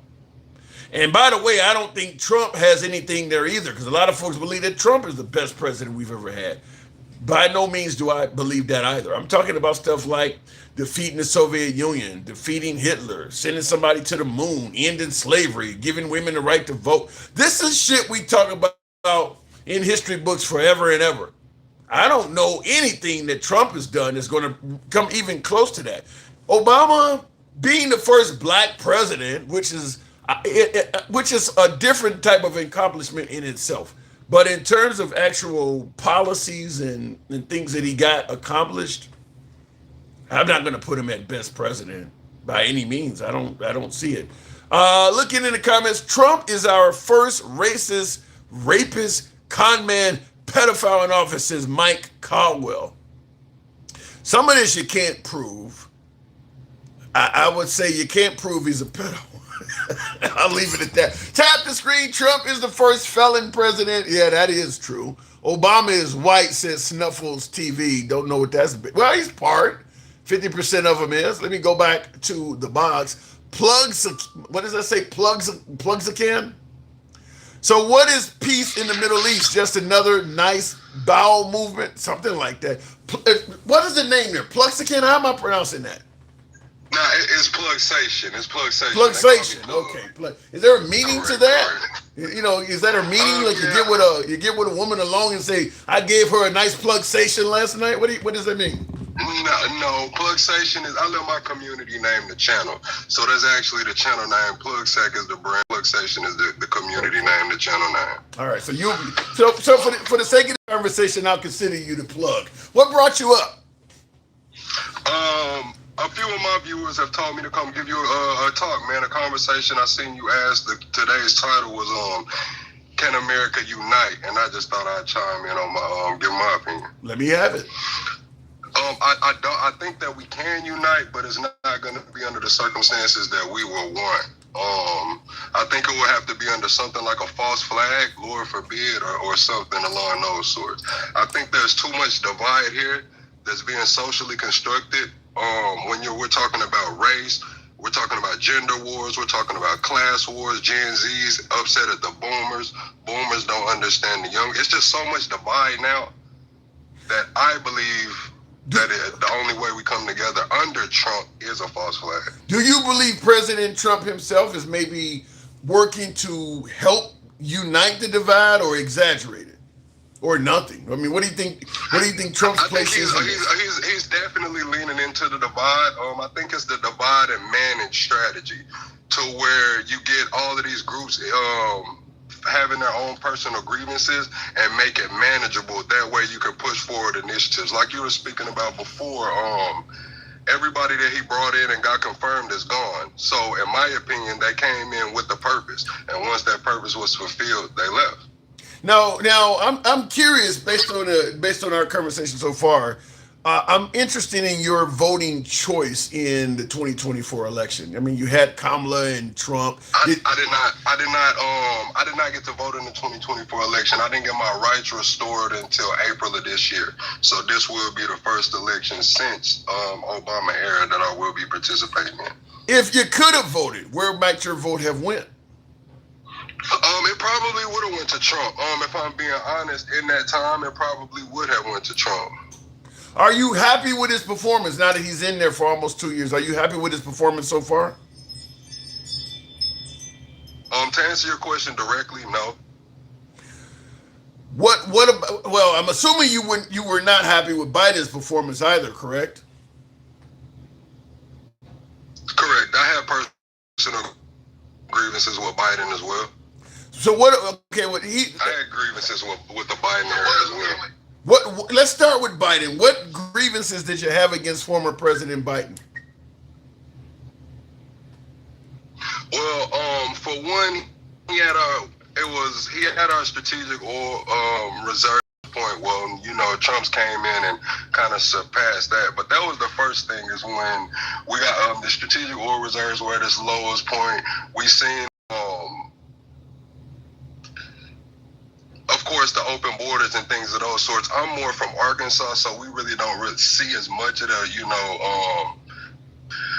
immigrant crisis. But those were things that were brought to my attention. But for me, the point was when the strategic oil reserves got to the lowest point, because he was trying to get gas prices down, running into the election. I was kind of like, that just didn't make sense to me. Why are you not happy with President Trump? And by the way, folks, help your boy out the hat, mustache, TikTok, cap goes. I think there's a few of you guys out there. Why are you not happy with the Trump administration? Right now, it's just it's a lot going on. There's always a lot going on. It's a storm right now. So, correct. But there's a way to manage it. There's no class. It's really distasteful. He's upsetting a lot of people, and I believe it's purposely. And like I said, manage and divide. I would be dishonest with myself if I didn't say some of the statements that he makes is purposeful. It's purposeful, and it's meaning to cause a divide. It's meaning to bring these conversations and cause a distraction. We can say distraction for what? A plethora of things. So to wrap it all up, I would say a distraction to push forward certain initiatives. Now, and thank you, Smokey, for the love. Appreciate that. Now, some folks, this started out with this whole, one of the big things or the big scandals around Trump was this whole Epstein stuff. How do you feel about how that's turned out so far?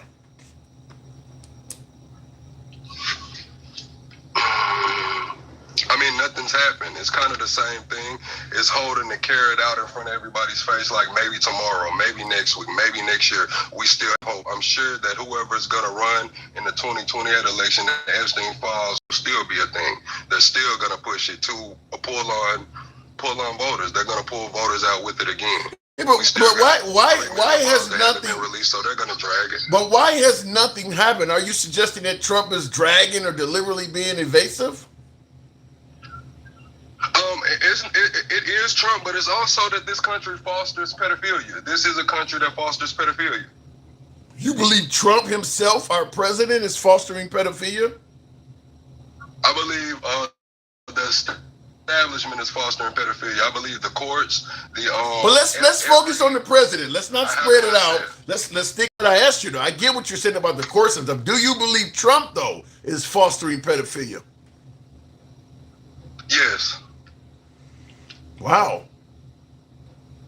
So you believe that he is? It's a son. I mean, you're kind of saying he's favorable to pedophilia or pedophiles.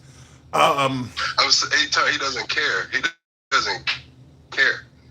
Whether he favors it or not, I can't say. I'm not in his bedroom, but he doesn't care for sure. And not many of these people do care. It's a talking point. We've seen other countries things happen. People lost titles. Pilots were arrested. People lost jobs, but in America, nothing happened. But this guy promised to drain. Sweetheart deal. Yeah, but here's the difference though. Trump promised to drain the swamp. The other guys, he said, we're doing the stuff you're talking about. And by electing him, you're going to get a guy who's going to get to the bottom and expose all of this stuff. Correct. We were swindled. Wow. So like I said, you did not vote. So you're not part of the Trump 2028 train or none of that stuff. No, I label myself as a biblically literal, prophetic independent. I believe that in the Bible, I believe that what we're seeing now is prophecy either being fulfilled or force fulfilled. So I'm an independent. I don't subscribe to the Republican or Democrat Party. Well, there has to be some of the tenets of both parties that we can figure. I mean, like, are you pro-choice or pro-life? I'm pro-life with exceptions, so I do understand that certain things happen and women can die. I don't think a woman should die because of medical complications. But my personal choice is yes, I'm pro-life. What if she's sexually violated? Yeah, then I mean, like I said, I've never been a woman, but I do understand that atrocities happen. So if she's sexually violated, correct. You wouldn't force her to carry that to term. No, I mean I wouldn't force anyone to do anything personally. I mean policy does that, but yeah, no, I wouldn't. Universal health care. What's your stance on that? I believe that is needed if we're the richest country in the world. We need to act like it.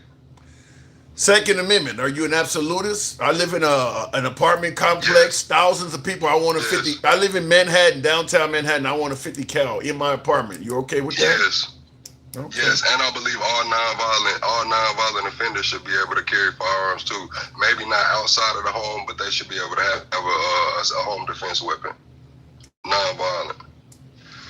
Yeah, I mean, you're kind of you certainly are kind of. I mean, because your stance on universal health care is anti-right, but your stance on the Second Amendment is probably against what the left would say. So, I mean, I can see some independence in that. I certainly can. I'm trying to think of some of the other hot button topics that I would. The Iran war. Do you believe what Trump did was necessary? I do not believe what Trump did was necessary, especially with the intelligence that he received. I think we should have sat this one out. I mean, if BB was going to go with his move, let BB go with his move. So you believe this is all due to Netanyahu? Correct. I mean, of course, we had our own initiatives there. Trump tried to make something out of what was going on, but in the onset, yes, of course. Netanyahu said he was going to go with this move. He even came out, what was that, as of yesterday, and said, I didn't ask President Trump. I told him that we were going into Iran. Let me ask you one of the more bigger ones. Now, you didn't vote in this election, but I'm going to ask you anyway. In your opinion, based on what you've seen so far, Who won the 2020 election? So the interesting thing about the 2020 election is I was incarcerated during the pandemic, so I didn't get to experience anything that you guys went through as regards to being shut down, J6, any of that. I was out of the way. But just from what I've looked around and seen, I do believe that the election went the right way. I believe Biden won. So you would have, and I asked you if you could have been able to vote in this past election, you would have voted. You said you would have voted for Trump, but you're kind of admitting, then, based on what you're saying, you're kind of admitting that he tried to steal the election from Biden. Yeah, no one's perfect. You know, no one's perfect. I don't believe that. Real talk. No one's perfect. He's a president trying to steal an election. I do. Go ahead. No, what I'm saying is that I would have voted for Trump, but I didn't have this information. At the time, I wasn't as deep into politics. So when I say no one's perfect, I'm not speaking of Trump. I'm speaking of myself. So now that you feel like he likely tried to steal the 2020 election, let's take away what you know about his last 2 years' performance that you're not really happy with. Let's take that out. Let's say that didn't happen. With knowing that, feeling that he stole the 2020 election, would that be enough to disqualify you from voting for him?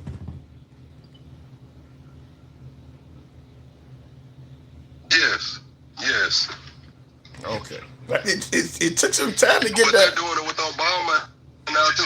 They're trying. I mean, but at this point, it's like they're pointing fingers. Both sides are saying the election was stolen. So who else? Like, who do we believe? What does the left say? I don't get it. What do you mean?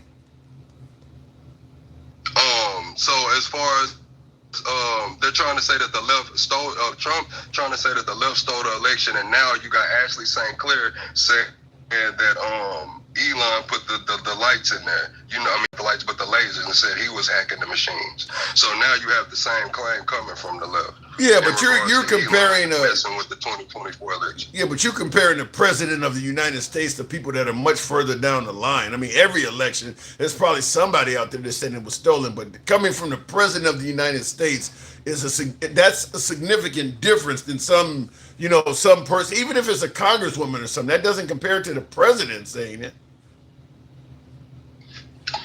Correct. Maybe he genuinely believes it. Maybe he knows something we don't know. But I do believe that Biden won until I see something like some concrete evidence. I'm just gonna go with Biden won. I mean, he's been president now for almost 2 years. Plus, he was president for a couple months after he claimed it was stolen. If he's seen something, wouldn't you agree that he has a duty to present it? I mean, considering how much stuff went on, I mean, the January 6th people, a lot of them paid with time in prison. Some of their lives were fucked up behind that. If you got some evidence, present it. I mean, he should have to. Yes. Yeah. I think in this, I don't think these people are moral. I don't think a lot of these people are moral. So a lot of things that should go on just don't go on. And we know that they're not going to go on. So my stance is that these people are immoral. And I'm not just talking about the president of the United States. I'm saying Congress. I'm saying even as far as state representatives and local representatives, everybody's playing to win. Yeah. And we know that everybody's playing to win, and we act surprised that when we figure out they're playing to win.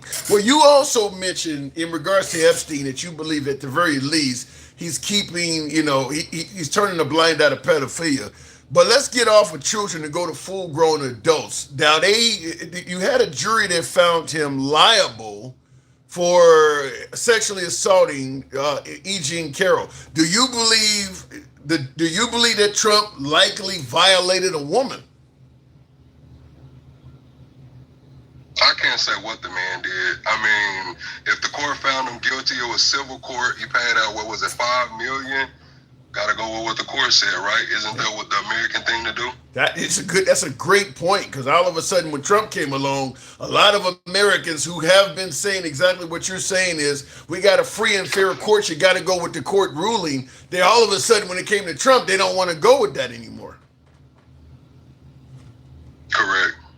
Yeah. Correct.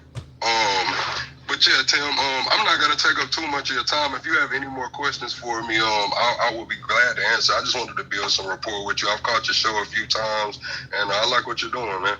Pleasure talking to you. Come on back anytime. You're a very straightforward guest. We'll certainly welcome you back anytime. Appreciate it, plug. Thank you. No problem. Anytime. All right, moving on with the program. Indeed, the plug. Tap the screen, get us on up to 60,000. He ain't paid shit. He has been delayed. It says Black Knight. What are you talking about? Help you bar the hat, mustache, TikTok, cap goes, if you will. Thank you very much for some of you folks showing us some love. We'll go to the honorable, knowledgeable, always intelligent, Smokey. Good evening, Smokey. Now, we're going to give you the floor. I'm sure you're going to enlighten us all intellectually, as you always do. What brought you up, Smokey? Good evening. Good evening. Well, no, I appreciate you trying to actually have civil conversations with people to try to get to an actual solution. That's the goal. Where I find, like your question was, can we unite? Can America unite?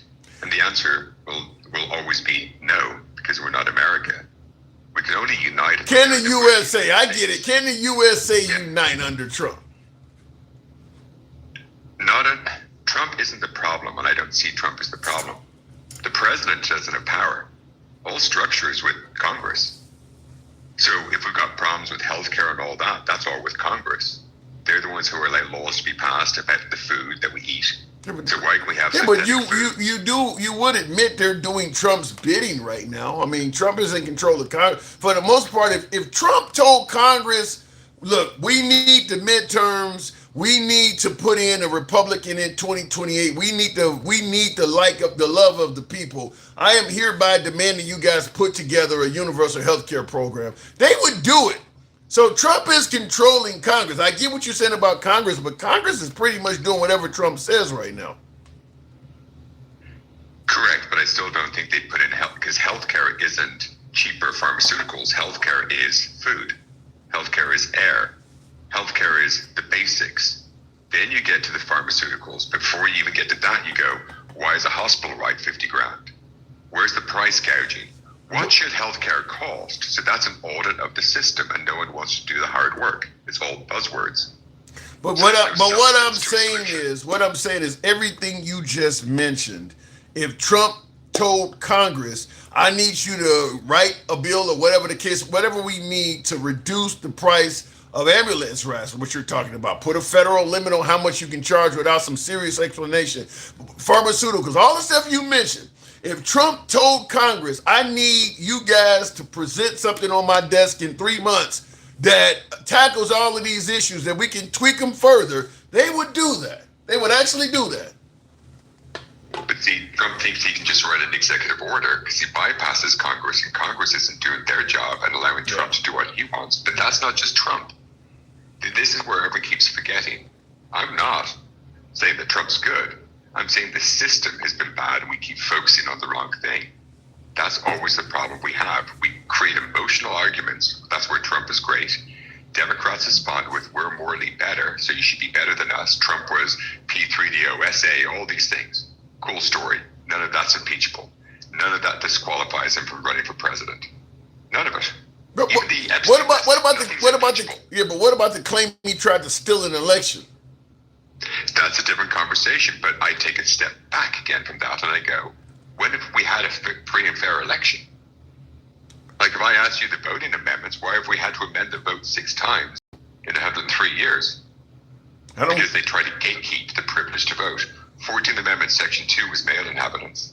15th, right to vote can't be denied or abridged on account of race, color, or previous condition of servitude.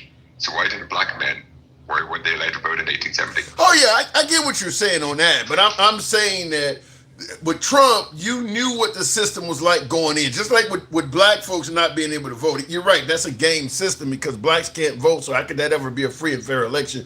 But everybody voted knowing at the time blacks could not vote. In Trump's case, people took the rules that were at play, even if the rules were unfair, they voted in the outcome. Trump tried to change the outcome of that election.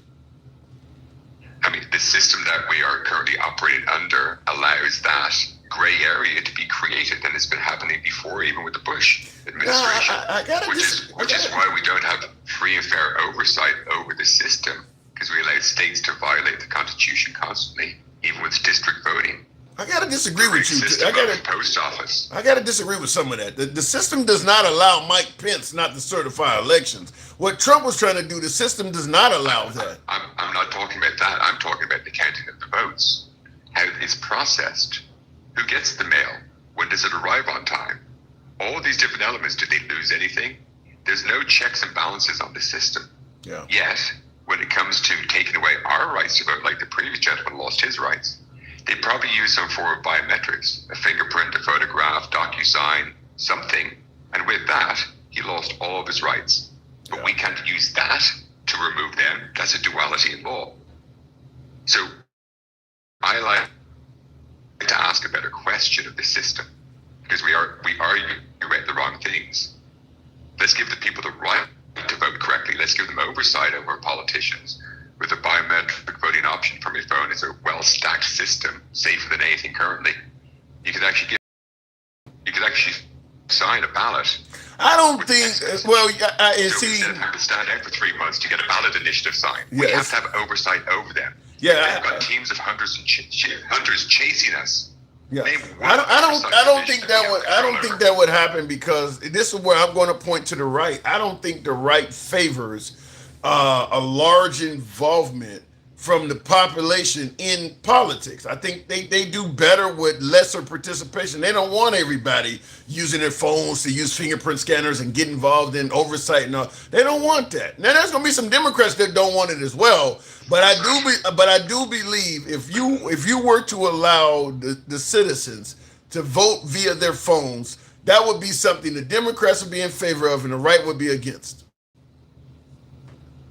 No, Democrats would be against it also. Why? Because then most of them wouldn't be qualified either. What do you mean? Because not one Democrat, again, they're not structurally qualified. I don't get what you're saying. They might be qualified as in they're X amount of years a citizen and citizen of the United. This boils down to structure. If you're dealing with a contract of 7 articles and 27 amendments, and your oath is to the Constitution of the United States, March 4th, 1789, where people, person, and citizens have rights and privileges. What's America? 1776, gender, color rights. You're saying if they were able to wait. You're saying that if they were able to allow you to vote via phone with facial recognition software or some kind of fingerprint scanner, you're telling me the Democrats will be against that? Correct. I don't agree with that. And here's how I can prove it. Democrats the system has always been, we think it's Democrats or Republicans. It's a system because it's we the people. Not them, the government, we the people, we control them. So all of this, they won't allow it. That's where we fail, because we don't use our civic power correctly, because we don't know it.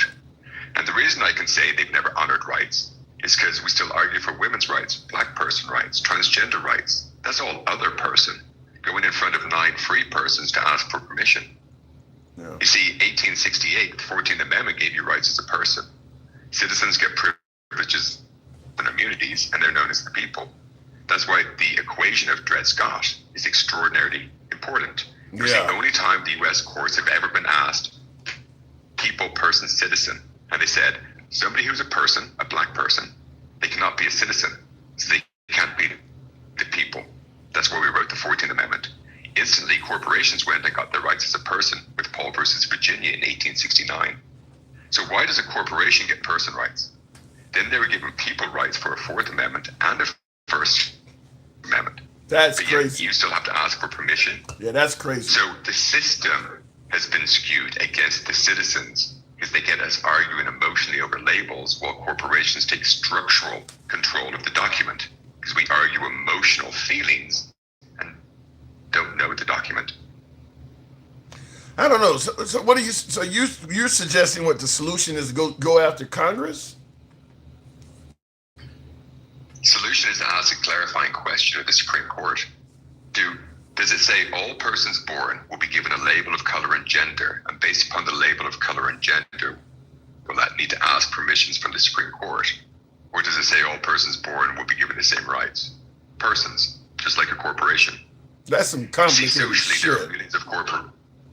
As opposed to asking the Supreme Court, this is where I would say just write a law that confirms it, so that way we don't leave it up to the Supreme Court to misinterpret that shit. Just creating getting an amendment passed is almost impossible. But see, you don't want an amendment passed. See, that's the stopgap that prevents the not reparations but financial settlements. You see, that ain't gonna happen anyway. That ain't gonna happen, Smokey. Reparations ain't gonna happen. I didn't say reparations. I said financial settlements. For everyone who's been categorized into a subcategory and had their rights violated, is a violation of 18 USC 241. It's also a violation of 18 USC 242. It's criminal. It's also a violation of your Seventh Amendment.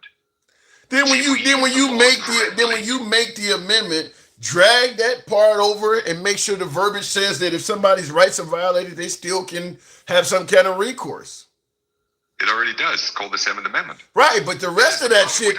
Structure. Yeah, but it's the other stuff that you're saying has to be questioned. So make sure there's clarity on that stuff, and then drag over the stuff that we already agree with. The reason that you're asking a clarifying question to the court is to trap them. See, I'm not fighting Citizens United or women's rights or trans rights or Black Lives Matter or anything. I'm asking a question, and then based upon the outcome, action, reaction. By them admitting people, person, citizen, the Constitution is non-binary, it automatically resets all of those problems. So you don't fight one issue at a time. You fight the algorithm. See, they teach us that 2 + 2 = 3. America, women's rights, gender rights. Therefore, every equation afterwards is fucked up. Yeah. But then they use the Constitution as 2 + 2 = 4 for corporations. So what's the algorithm? Is it people, person, citizen, United States?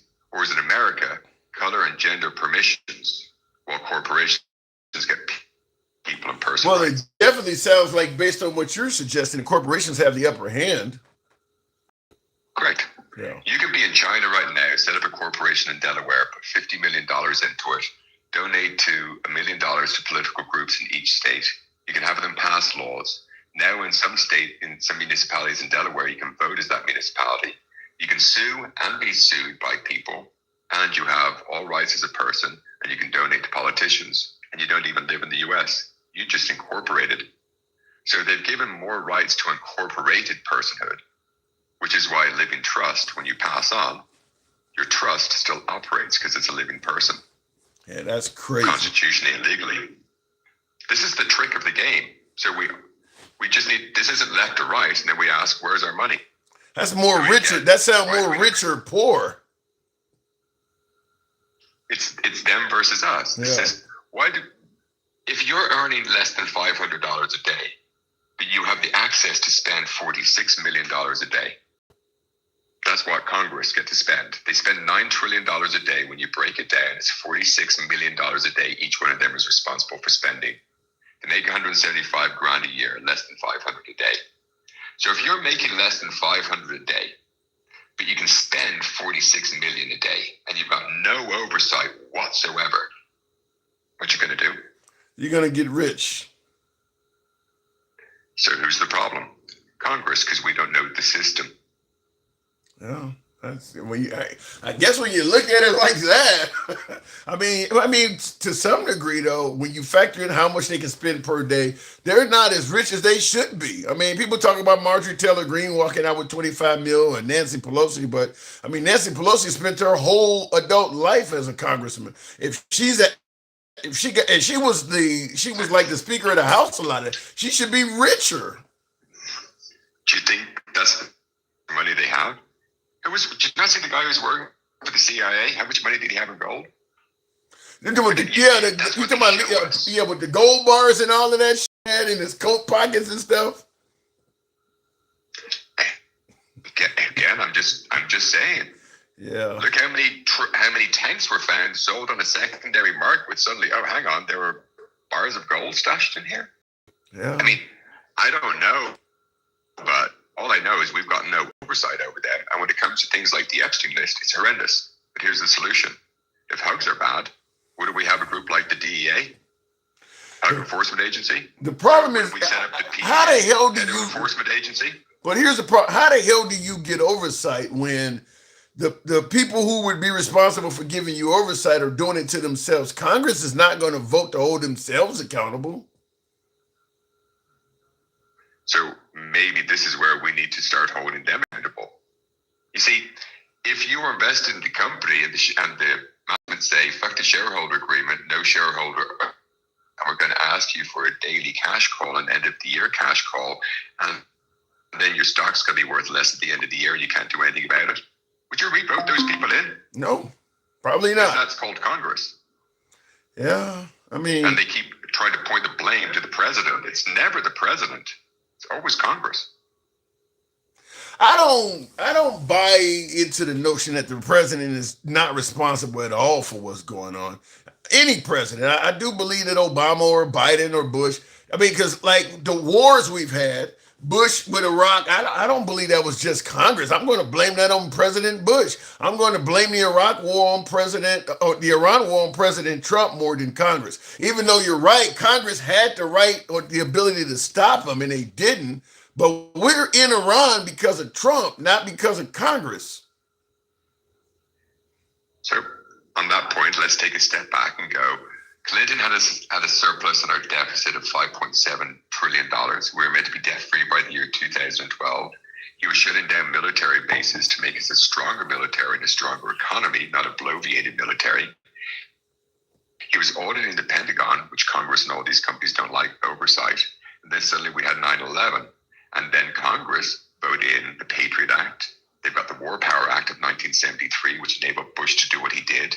But the War Power Act is unconstitutional because you can't abdicate power and responsibility with an act. So Congress is the problem. The president should say, I can't use that act because an act can't amend the Constitution. My job is to uphold the laws. Congress, if you want to go to war, go to fucking war. Vote on it. It's not my fucking job. When you declare war, I'll be the commander-in-chief. Yes. We haven't had an adult. But the ultimate problem lies with Congress putting the levers in place for a corrupt person or an uneducated person to pull randomly. Yeah.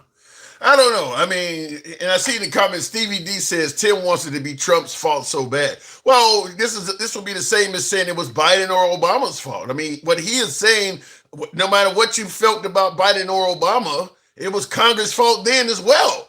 You don't hear Trump blaming Congress that served under Obama or Biden. He's blaming Obama and Biden. So this is kind of what we've been taught to do. You kick out the CEO if every department manager can't balance their budget. You don't blame the CEO, you look at the department heads. And so we have to look at who controls the budget. President doesn't control the budget. President doesn't write any laws. He upholds the law. His only power is the power to pardon. He can nominate representatives or justices, and they have to be approved by Senate.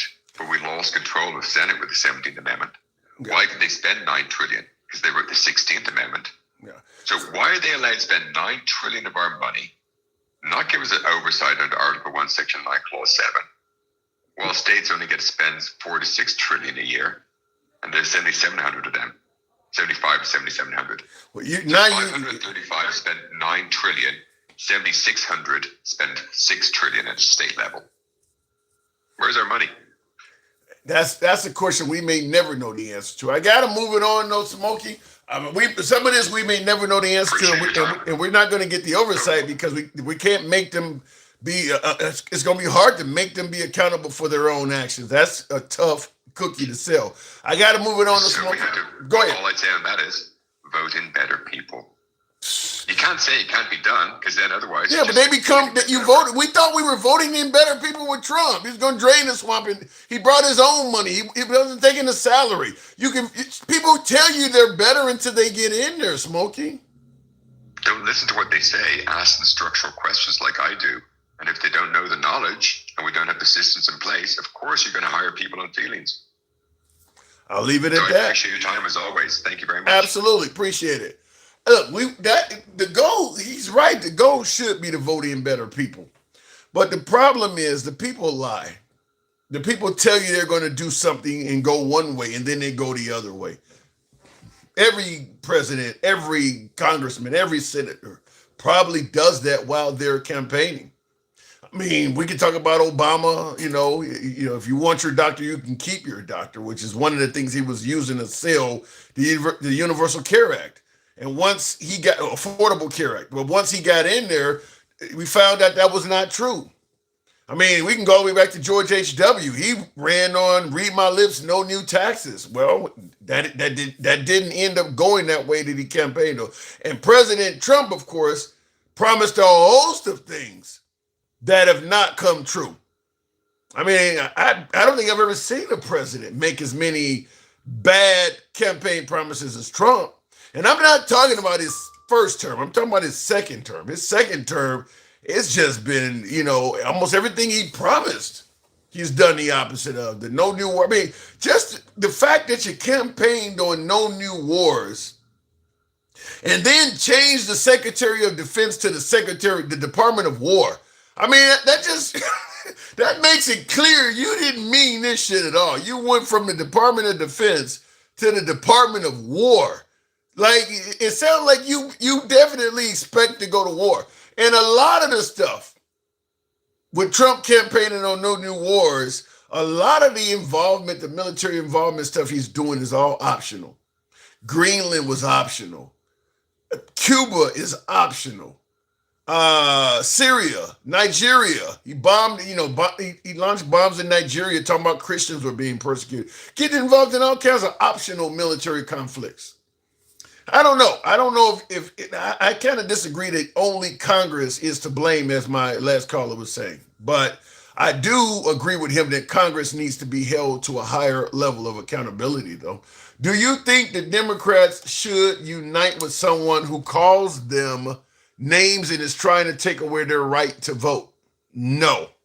I think both parties is interested in taking away the right to vote of others, though. I mean, it's not like gerrymandering started with Trump or started with the Republicans. Democrats have done it too in the past.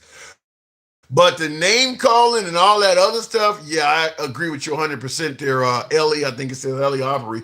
No need for Trump to do the name calling.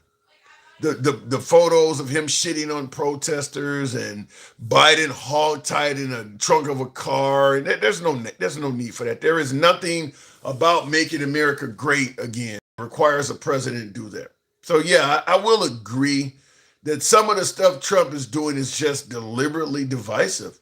It doesn't help move the country forward in any way, fashion, or form. It's just literally making jokes at the expense of Democrats. So yeah, that's going to be very divisive. So yeah, that I can agree with. Tim, gas is still cheaper than Biden. Just so you know, and Iran had to be handled as far as the department. It used to be called the Department of War before it was called the Department of Defense. Slavery used to be legal too. You're going to go back to that? Why did he change how long has it been called the Department of Defense? What is the urgent need to go back to naming it the Department of War? What else in the past are you trying to go back to? I don't see that. What, the Gulf of America? Did it used to be called that also? I don't understand that stuff. And I don't understand why U.S. tax dollars need to be forked over to make that stuff happen. In regards to gas being still cheaper than it was under Biden, if Biden is the worst president we've ever had, suggests President Trump and many of MAGA, beating Biden shouldn't be the threshold. He promised a lot more than lowering gas prices just enough to beat Biden. He's on record saying your energy bill would be a half. It will be half of what you're paying in 12 months. He didn't say I'm just going to beat Biden. He said he was going to end the war in Ukraine in 24 hours. I mean, he made some big-ass campaign promises. Now all of it, well, but he's doing better than Biden. That ain't what he promised. He promised to do a whole lot more than doing better than Biden. I think that's kind of lowering the bar. Okay, well, he didn't do any of what he did beat Biden. That ain't what he promised. Dems dragged Trump's family. How? I don't know how Democrats dragged Trump's family. I don't think Obama's ever said anything about Trump's family. So I don't get that one. I don't know how they dragged his family. I mean, it could be some random Democrat. I mean, Melania Trump does have a nude pictorial. I'm sure plenty of Democrats said something about that. But I don't compare. If we're talking about President Trump name calling and saying all kinds of awful shit, and the response is, well, some dude in Chicago was saying all this shit bad about Trump. It's not on the same level. If the president is saying all kinds of awful shit, you need to be giving me people at that level that's saying awful shit in return, not just some random Democrat. Well, this person, this person at a sports event said the same thing. That ain't the same.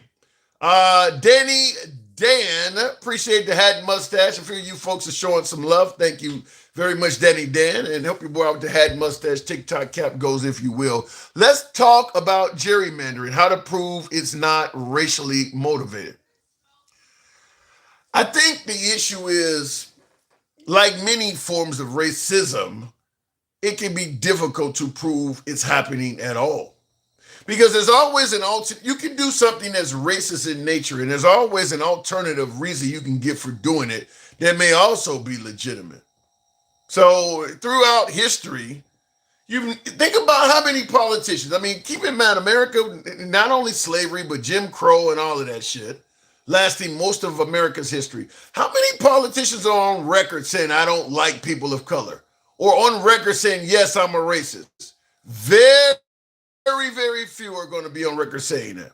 They were all denying it. Even in the middle of Jim Crow, in the middle of slavery, they were all denying it. So they were giving you other reasons for why they were doing what they were doing. It's as simple as that. You can be in favor of discrimination. I don't have a problem with them. I just think they should work with their people and we work with ours. I don't have any problem with anybody black. I just think they should be on their side and we should be on. That's what they were saying. So you're never going to get them to come out and admit it. So you can always act in ways that are discriminatory or racist, but there's always an alternative secondary meaning for what you're doing that you can use to say you're not being racist.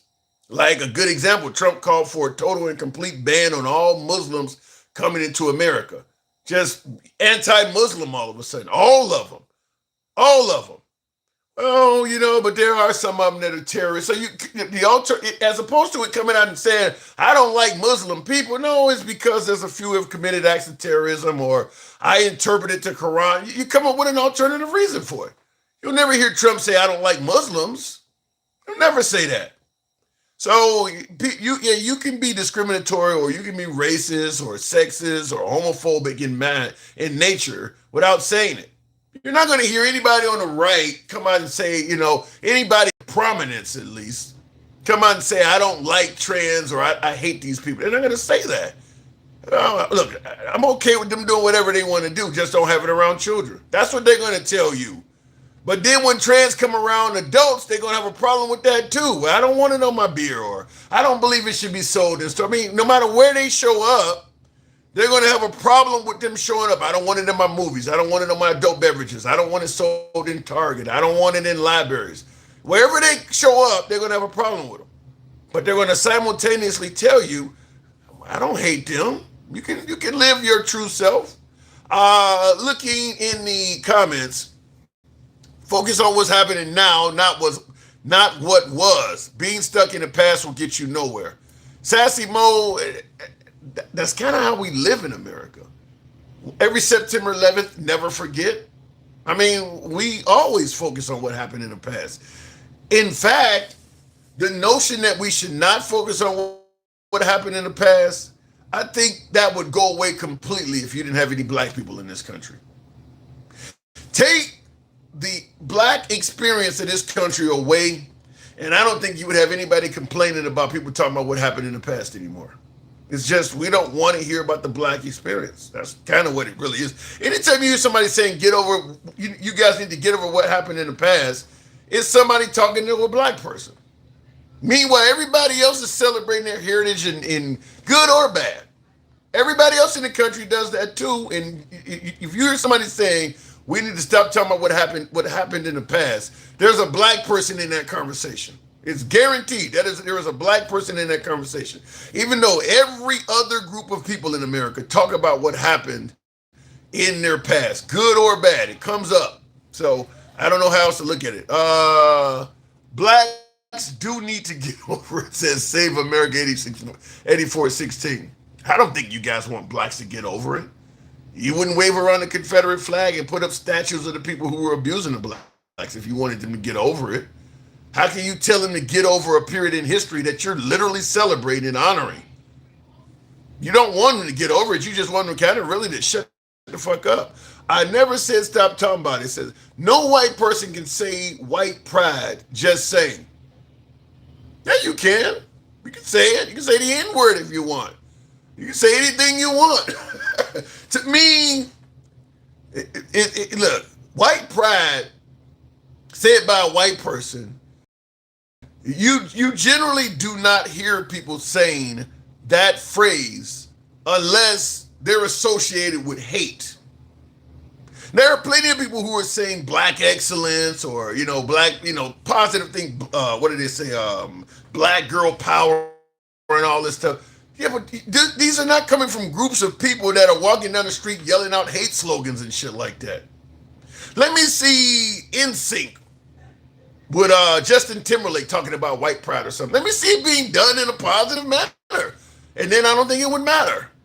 But the overwhelming history behind people yelling white power has been negative. So yeah, every time you hear it, you're gonna think negative. It's like hearing Muslims talking about a jihad. You don't expect anything positive from that. I mean, so that's why it is. But you can say whatever you want. Evil says, "Hey Tim, it is too late to give you an intro. Let me know because you're the man with the plan. You're the man who knows everything. I don't know shit according to my audience though, but thank you, Evil. People act like Barack Obama isn't the first mixed president. Instead, they call him black. How do you feel about that?" I don't, look, I think the same folks who often tell us race don't matter pick and choose when they want to make race matter. If Obama's probably not the first mixed president, chances are all of them been mixed with something. You don't have a lot of pure-blooded people in America. I mean, they probably all been mixed with something. But Obama grew up as a black person, unlike whoever else you're referring to. Obama grew up as a black person. Grew up just like a black person in every stretch of the imagination. So grew up in a black neighborhood, grew up with a driver's license, I'm sure that said black on it. It's a little bit different with Obama than whoever else you're talking about. We don't need to get over it. Why the Jewish people don't, the Asian people don't, so why not? Yeah, look, the Japanese got reparations in this country. So did the Native Americans. They got reparations of sorts. I mean, they have gotten a little something for the awful shit that happened to them. I don't know. I don't understand why it is when African Americans talk about what happened to them. It's so unpopular. I just do not know. We'll respect the blacks' past. Give black just respect. Okay. Let me go back to the box. Tap the screen. A lot of lazy thumbs in. We should have been 80, 90,000 by now. Tap the screen. Get the likes on up. Everybody with the hat and mustache, TikTok cap goes. Can I start a new TV broadcast channel called... This one happens a lot. Hang on a second, Gangsta Grandma. WET, White Entertainment Television, without any flack. No. But I'll tell you it is. You don't need to have a channel called White Entertainment Television. All of them are. It's like having a television and asking, why don't my television set say color TV set like it used to in the 70s and 80s? Because they all are color. They don't put color TV on the television anymore. It's assumed that just is what it is. All of the television networks are overwhelmingly majority white. So why would you need your own network? Gangsta, good evening. Gangsta Grandma, are you there? With your ratty raccoon. Well, I'm here. Okay. Can you hear me? Loud and clear, ma'am. Look at you with your ratty raccoon. Look at your ratty raccoon. What the hell am I doing this time? I'm so sick of you saying the Democrats want to gerrymander. We have bills that we wanted to stop the gerrymandering, but no, the Republicans voted it down. So yes, we're going to gerrymander back. Yes, we are. That ain't what I was talking about. That ain't what I was talking about. Gerrymander, we're going to gerrymander. That ain't what I was talking about. That's what you were no, talking about. Well, let me clear it up. Quit saying blacks. That ain't. Hold on. People in the comments saying blacks. Hang on a second. First of all, when I said gerrymandering did not start with Trump or it ain't just Republicans, I'm saying throughout history, Democrats have gerrymandered districts as well. This is not something new I said what the fuck I said. And I We did had too. bills in the House and the Senate. So stop with your damn cake and ass. Stop with that cock up down your throat, tickling your tonsils. I am so sick of your ugly ass. And then you had a black maggot up here. Well, I would have voted for him. He wasn't MAGA. Well, duh, you're a convicted felon. He was not Yes, MAGA. he was. Oh, yes, he was. Wait, was I he? would have voted for him, but I was incarcerated. Yeah, convicted felon, voting for a convicted felon. Way to go, black maggots. You know what I mean? I mean, you want a fucking cookie? God, some of our black men make me sick. There are reasons. There are absolutely reasons for black men to vote for Trump. I've said that every time. There are reasons it For makes. what? Oh, for real? Yeah. For real? Yeah. Hold up. Let me take my oxys, because I'm fixing to knock the fuck out your ass. Let me tell you, there's a reason for a black man to vote for a triple K mofo that don't give two fucks about us, that said that Africa was a shithole, that black people are just like Chicago was the scum of the earth, and that we live in a ghetto and every damn thing else. Excuse me? Yeah. First of all, I'm talking about in 2024. First of all, there was a reason. There were reasons for the last election Trump was in. There were plenty of reasons why I would understand why a black person voted for Trump. What, a PPE loan? You thought that fucking white man was gonna give it to you? Well, no, hey. my Negroes. No. It was the Democrats that did that, you stupid Riri's. I shit you not. That's why our education system really fails our brothers and sisters. I mean, come on now. It was the Democrats that gave us the money. It had nothing to do with Trump.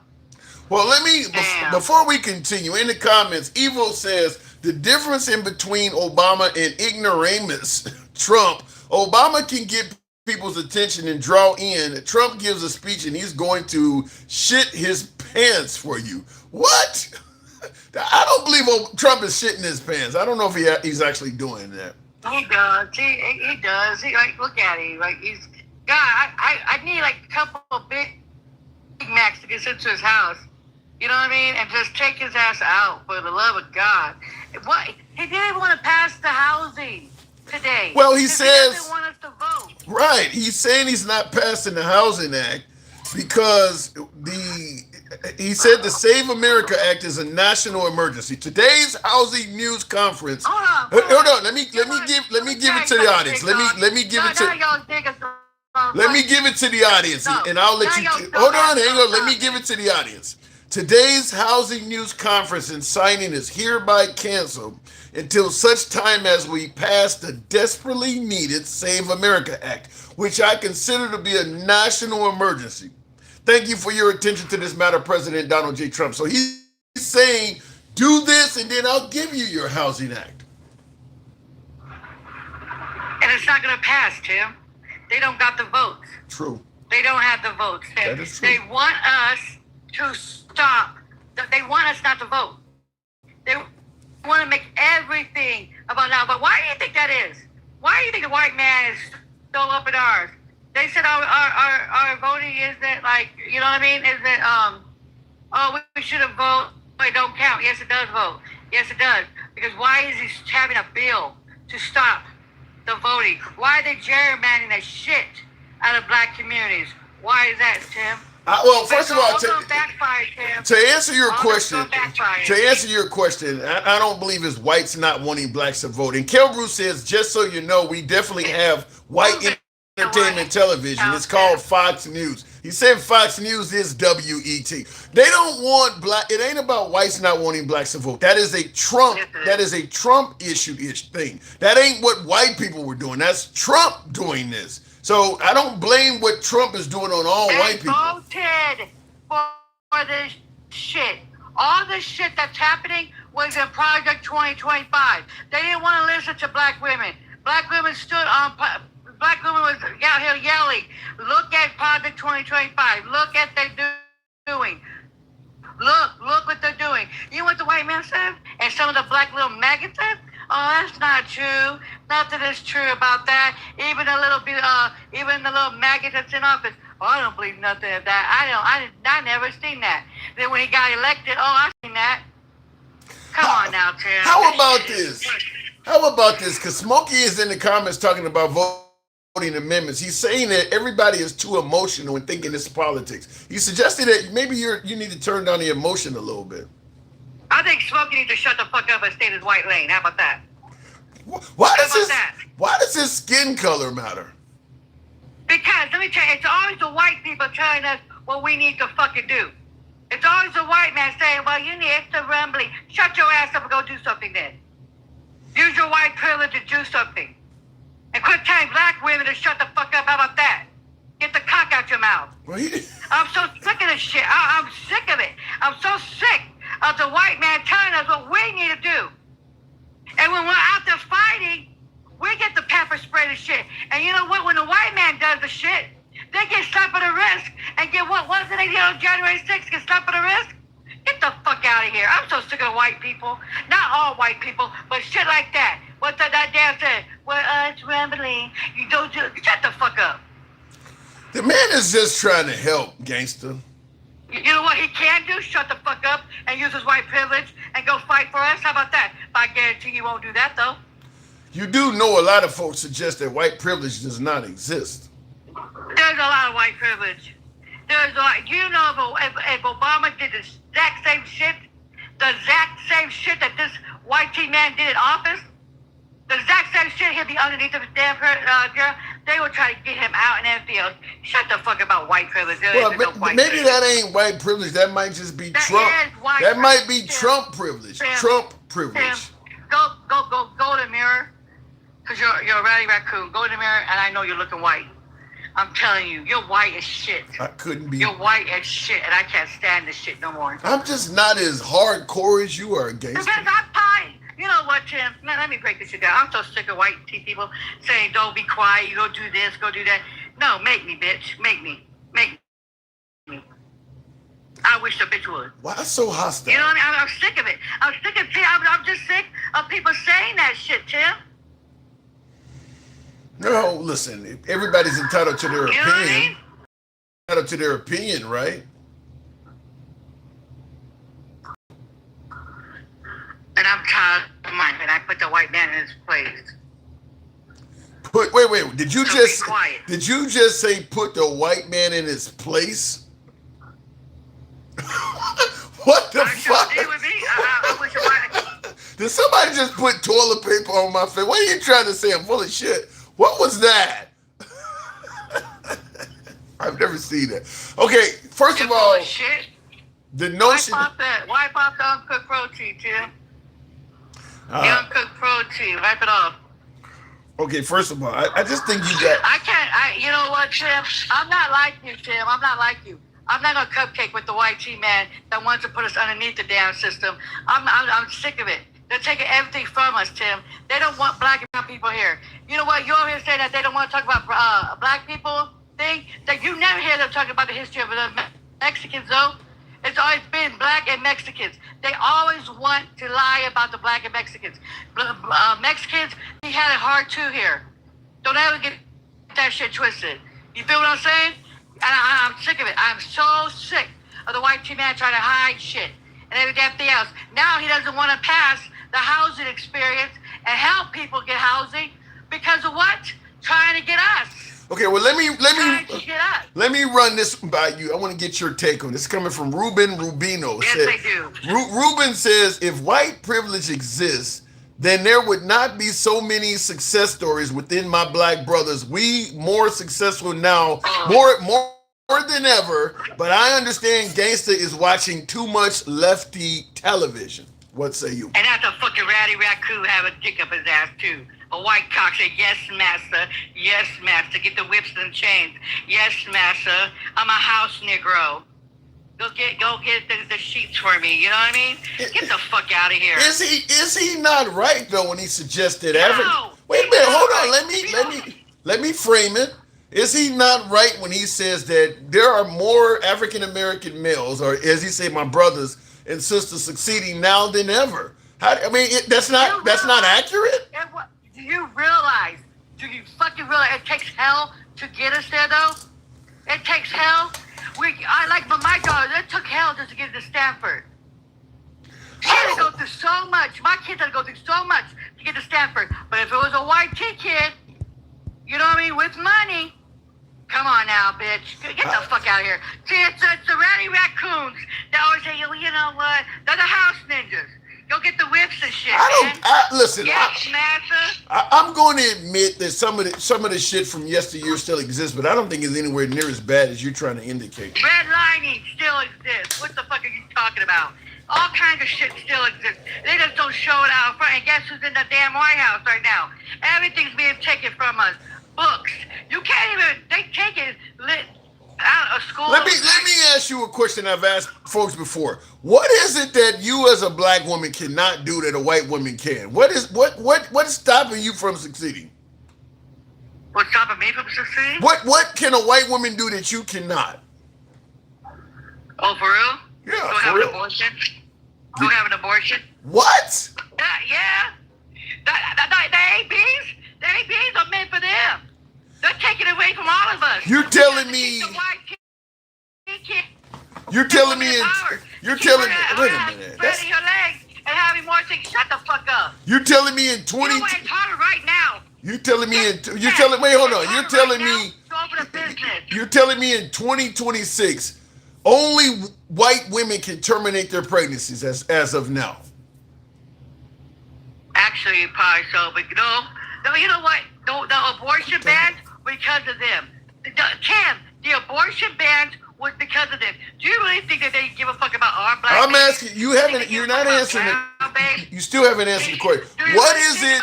No. What can a white woman do that you can't do? You haven't answered the question. What can a white woman do that you as a black woman cannot? Okay, for one, I can tell you this. I just experienced it. Having a damn business. It's harder for us to open a business than it is a white person to open a business. You know why? We have to go through more red tape. Under Biden, we didn't have to go through that whole red tape. Under this right now, I have to go through more red tape. He took all that shit from us. There are millions. There are millions of African Americans that have businesses. Don't tell me, because you know what? I have 3 businesses, right? I got offered to open another dispensary, right? On the other side of by my restaurant, right? You know what they told me? I gotta go through so much more shit. But under Biden, I opened 2 dispensaries. You know how many months it took me to open them? 6 months. So what you're saying is you actually can do it. It's just some red tape to it. But I said, what is it that you cannot do that a white woman can? Oh my God, Tim. I'm asking. You're white as fucking hell. You're white as fucking hell. I swear to God. I don't even know if I can fuck with you anymore. That's the red tape, you dumb nut. That is our skin color. When it's on our birth certificates, what's in there? Our thing. We have to prove more shit than the white man do. What the fuck are you talking about, Tim? That's why you're fucking white. That's why I call you a fucking ratty raccoon. That's why I call you out your fucking name. That's why I you know what? I promise you on God, you voted for this fucking man. But you're too much of a goddamn fucking coward to even say that you voted for this man. Because I would terrorize your fucking sorry ass. That doesn't sound you nice. Numbnut. Okay, I asked you a simple question. What can No, you did not. You still ain't. I asked you, what can a white woman do that you can't? You said you can't. You said open up a business, and then you proceeded to say, well, I got 3 of them already. That wasn't because of. Okay, for the love of fucking God, I opened my first business under Obama, you numbnut. I opened my last 2 businesses under Biden, you numbnut.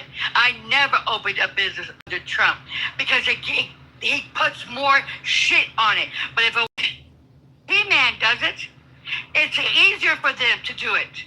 So in other words, man, you need to go. So what you're telling me is white privilege just started under Trump then? I swear to God, I'm not gonna fall for this shit. I gotta be quiet. All right. I gotta be quiet. I'll move on. I'll leave it at that. Because you know what, Jim?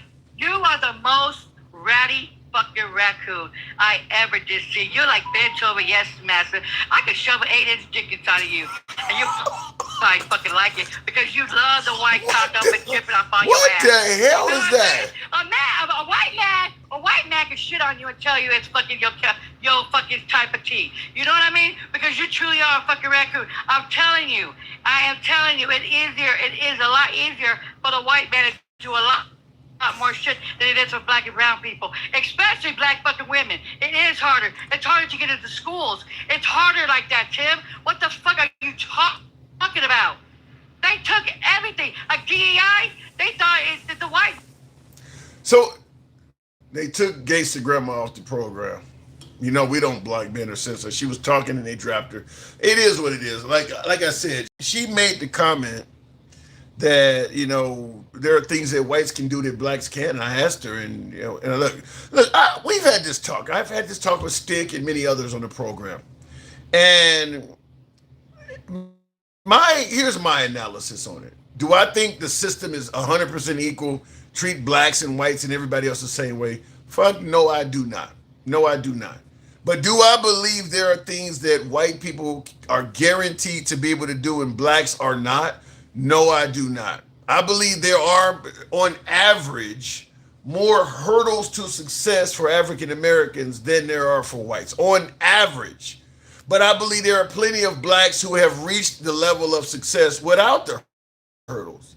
I don't think anything is absolute where every white person is going to have an easy path to success and every black person is going to encounter hurdles.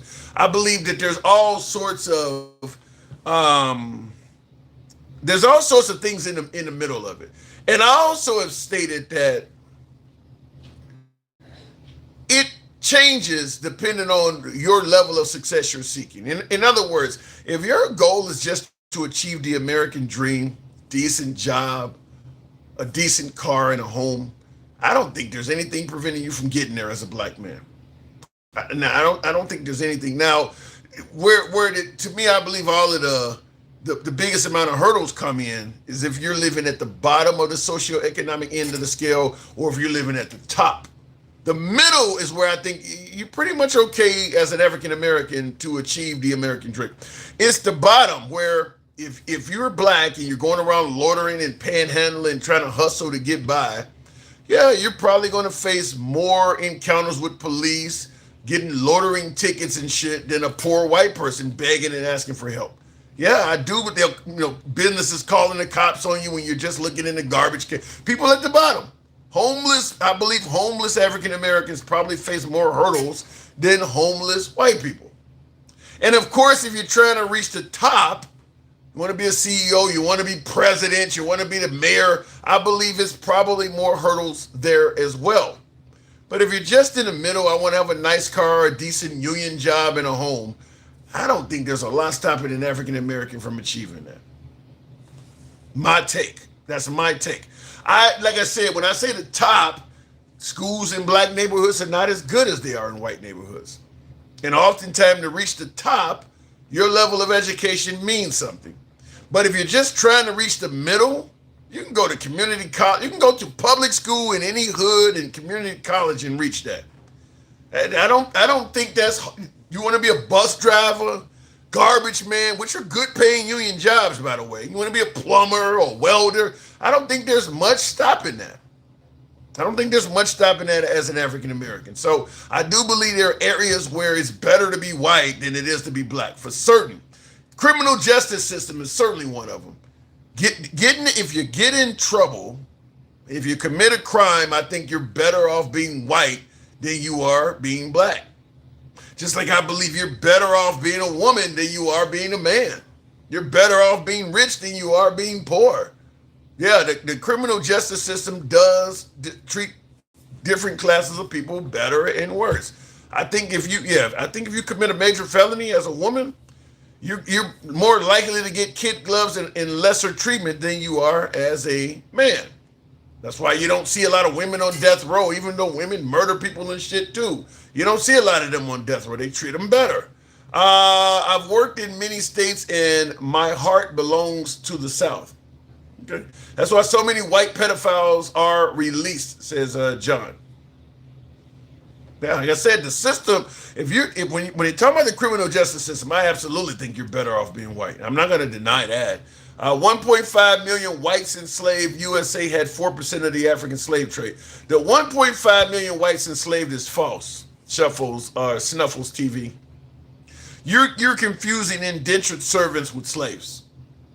As I mentioned when we had this conversation before,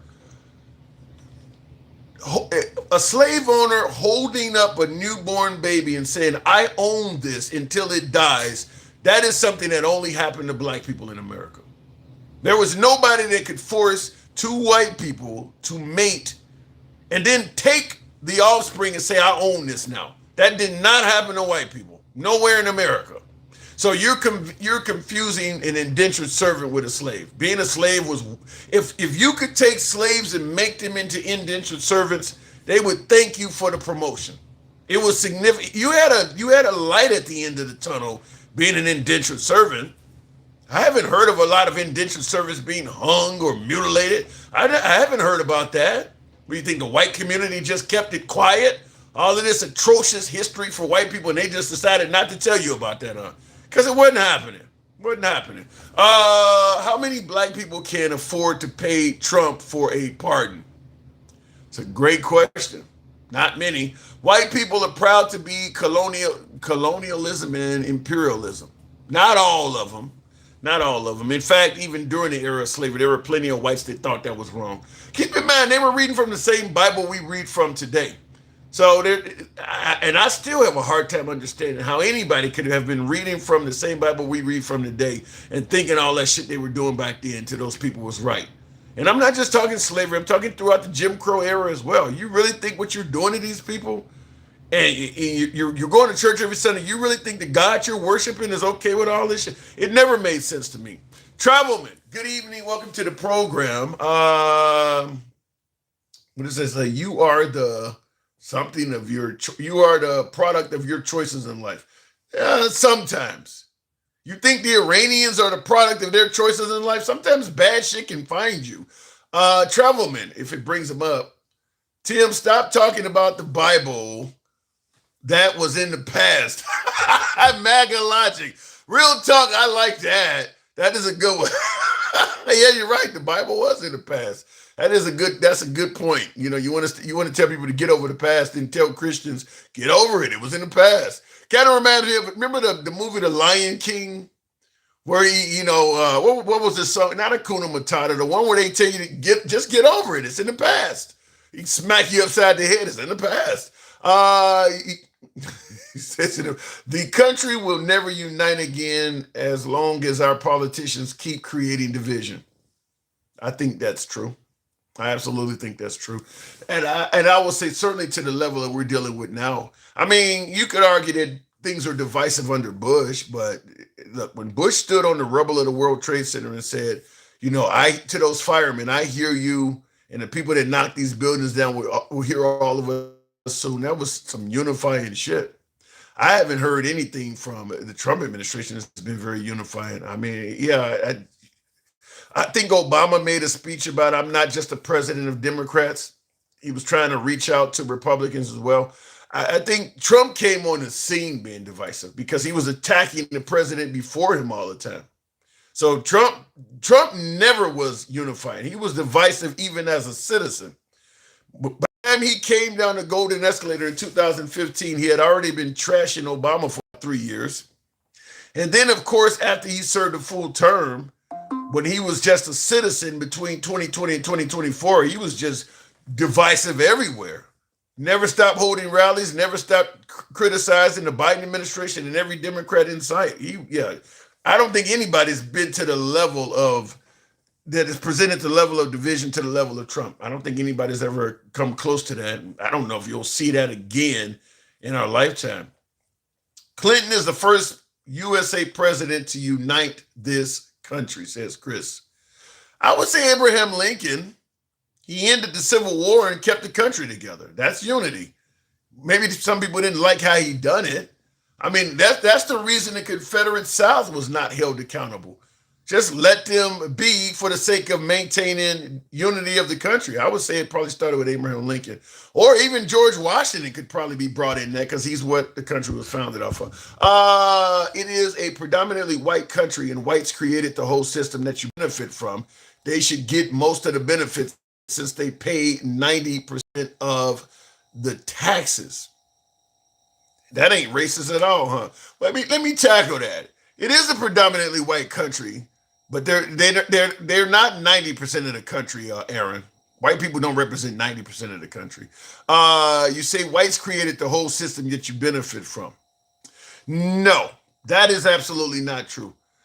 The system that other races benefit from was created by their ancestors that paid in blood.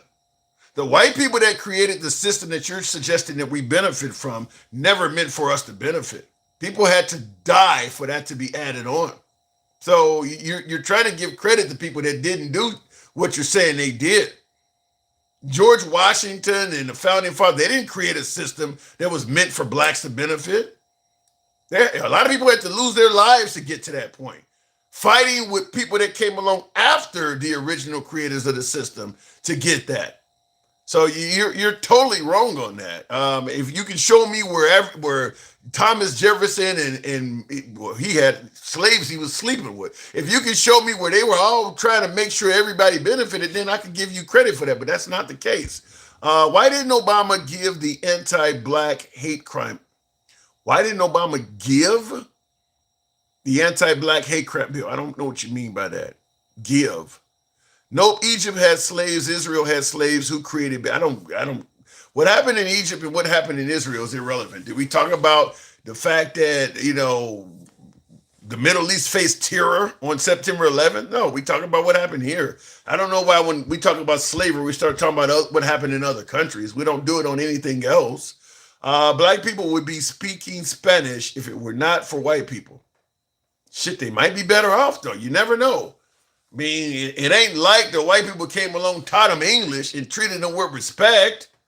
As I just pointed out, they had to die to get that. So, yeah, you taught them English so they would understand when you told them to pick the crops and shit. You didn't teach them English out of love or concern for their knowledge because you prevented them from even reading the book. You taught them English so they would understand the orders you were barking at them. Like, come in the house and have sex with me, you 12-year-old. That's what you were teaching them English for. You really trying to take credit for that? Really? Oh, my God. They taught them English. Put it this way. A nation is a man's slave owner. He or she won't be really they dismiss his or her oppressor. That's deep. I don't disagree with all of that. 300,000 white soldiers died fighting for the North to end Civil War. That is true. I agree with that there's plenty of allies to both the ending of slavery proclamation and the Civil Rights Act. There was a lot of whites that died fighting on behalf of Martin Luther King as well. I do agree that those folks who are allies don't get enough credit. I do agree with that part. I do agree with that. That absolutely is true. Bernie Sanders, as old as he is, he's somebody who served time in jail fighting on behalf of African Americans getting civil rights. So, have you ever seen the movie Mississippi Burning? Gene Hackman and I forget who else is in that, but Mississippi Burning is a good example of the people they were trying to find that were murdered. Two of them were white people that went down to the South and ended up getting killed by the Klan. So, yeah, there's N-word lovers is what they call them. There's plenty of white people. I'll tell you, that still exists to this day. That part, they talk about where all this shit is in the past, get over it. The treatment of N-word lovers, white people that side with black causes, that still exists to this day. I'll give you many examples. What is his name? Not Daniel Penny. Daniel Perry, I think is his name. He's a white guy that was pardoned by Texas Governor Greg Abbott for shooting a BLM protester. The BLM protester was white. But because he's on behalf of BLM, the right don't like him. Same thing with Daniel Penny and Renee Nicole Good in Minnesota. The right don't like them either because they're fighting on behalf of minority causes. They were quick to say bad things about Daniel Penny, or better yet, Nicole, what is her name? Nicole Good or whatever in Minnesota, and I'm mixing their names up, but you know, the other white guy that kicked the back of the car there in Minnesota and they shot him all those times. Same thing with Kyle Rittenhouse. The people that he took out were all white, but they were there on behalf of African-American causes. If you are white and you're fighting on behalf of African-American causes, the right view you just like the African-American. They're not going to have any sympathy for anything that happens to you. And I'm giving you plenty of examples of that. There's plenty of examples of white people out there protesting or marching alongside African-Americans. And when something happened to them, the folks that don't like the African-Americans did not give a shit about them either. That is the modern version of an N-word lover. That still exists. That still exists to this day. If you're out there protesting on behalf of minority causes, the folks that are against those causes ain't gonna give a shit about you as a white person either. As far as they're concerned, you deserve what you had coming as well. Looking in the comments, no, I don't think Snuffles, I don't think Kyle Rittenhouse is racist at all. But I think the anti-BLM folks are. I think plenty of the anti-BLM folks are. And because Kyle Rittenhouse was out there acting in a manner that was anti-BLM, I don't think what Kyle Rittenhouse did was racist at all. I think Kyle Rittenhouse committed an act of self-defense. They were trying to take him out. They absolutely were. But what he did was dumb and stupid, and you've seen who came to his rescue. A whole bunch of right-leaning people. I mean, you can kind of see what's going on with that. Pay the black people in the same will happen. True. I don't believe that reparations is going to stop this discussion. I do not believe that. I believe that reparations, there's a case to be made for it, but I don't believe if you give reparations for the sins of the past, it's going to stop African Americans from talking about this shit. Two reasons. First, some people are just going to continue talking about it because it did happen. Second reason is all of that ain't ended. I don't agree with the notion that everything that happened in the past is all gone and we're totally fine. No, there's still a lot of tentacles of what happened in the past that are still taking place today. So, I don't think reparations will stop the conversation from happening. Not to mention, I would add a third bullet point by simply saying there's too much in regards to the atrocities that took place in the past that still have yet to be told, that still have yet to be discovered. There are bodies in fucking mass graves and shit, still places in this country, unmarked graves and all of that's still out there. There's still plenty of stuff, plenty of horrible stories of what happened in the past that we have not yet discovered. They were hiding this stuff all over a country the size of America. So there are plenty of atrocities that still are yet to be discovered. So I don't know how you can not talk about it when it's a story that is not complete. I mean, people still don't know their fucking heritage. People still, when you talk about the white side of the aisle, many of them can trace their heritage all the way back to Europe, in Germany, France, or England. The black side of the aisle, I can go back to my great-grandmother. After that, you're into slavery and the names are all over the place. I mean, you just don't know. So there's a lot of stories that are incomplete. So I don't think there's a way where you're going to guarantee people are not going to talk about it because it's an incomplete story. Looking in the comments, by the way, help you boy out with the hat, mustache, TikTok cap goes, if you will. It's their ancestors. What you mean it doesn't affect them? Yeah. They don't want it to affect them, but it does. How much should black Americans get each? Cash me out, says Michael Johnson. I don't think it should be money. I think it should be the shit they prevented them from getting: education, property, and businesses. So if you want to get an education, that should be, you could make that free, or you could make it exceptionally cheap, cheaper than everybody else that wasn't prevented from getting an education. Same thing with a business and property. Maybe you forgive some taxes or some, you open up a business. We're not going to charge you a business permit or whatever the cost of it. We're not going to charge you to operate a business in this state for the next 10, 15 years. Whoa, appreciate that. Alter ego. Peak. Why would you use peak though? But thank you. So, no. So what I'm saying is you're doing things for the African-American community that anybody who takes those things is obviously trying to better themselves. It's not like somebody's taking a bunch of money and buying some rims for their car or some Jordans or something. You're giving them an education, a business, or if they want to purchase property. I think reparations can be done in that from that aspect, because those are three things they prevented African Americans from getting: in education, property, and businesses. Going back to the box, we'll go to real talk. Lincoln was, but it was also, I don't get that. Real talk, good evening. Hey, good evening, sir. How you doing? I don't know, because somebody telling me Clarence Thomas must be my daddy. I'm with you, sir, but sometime now. Oh, come on. Come on. I ain't that far gone. Shit.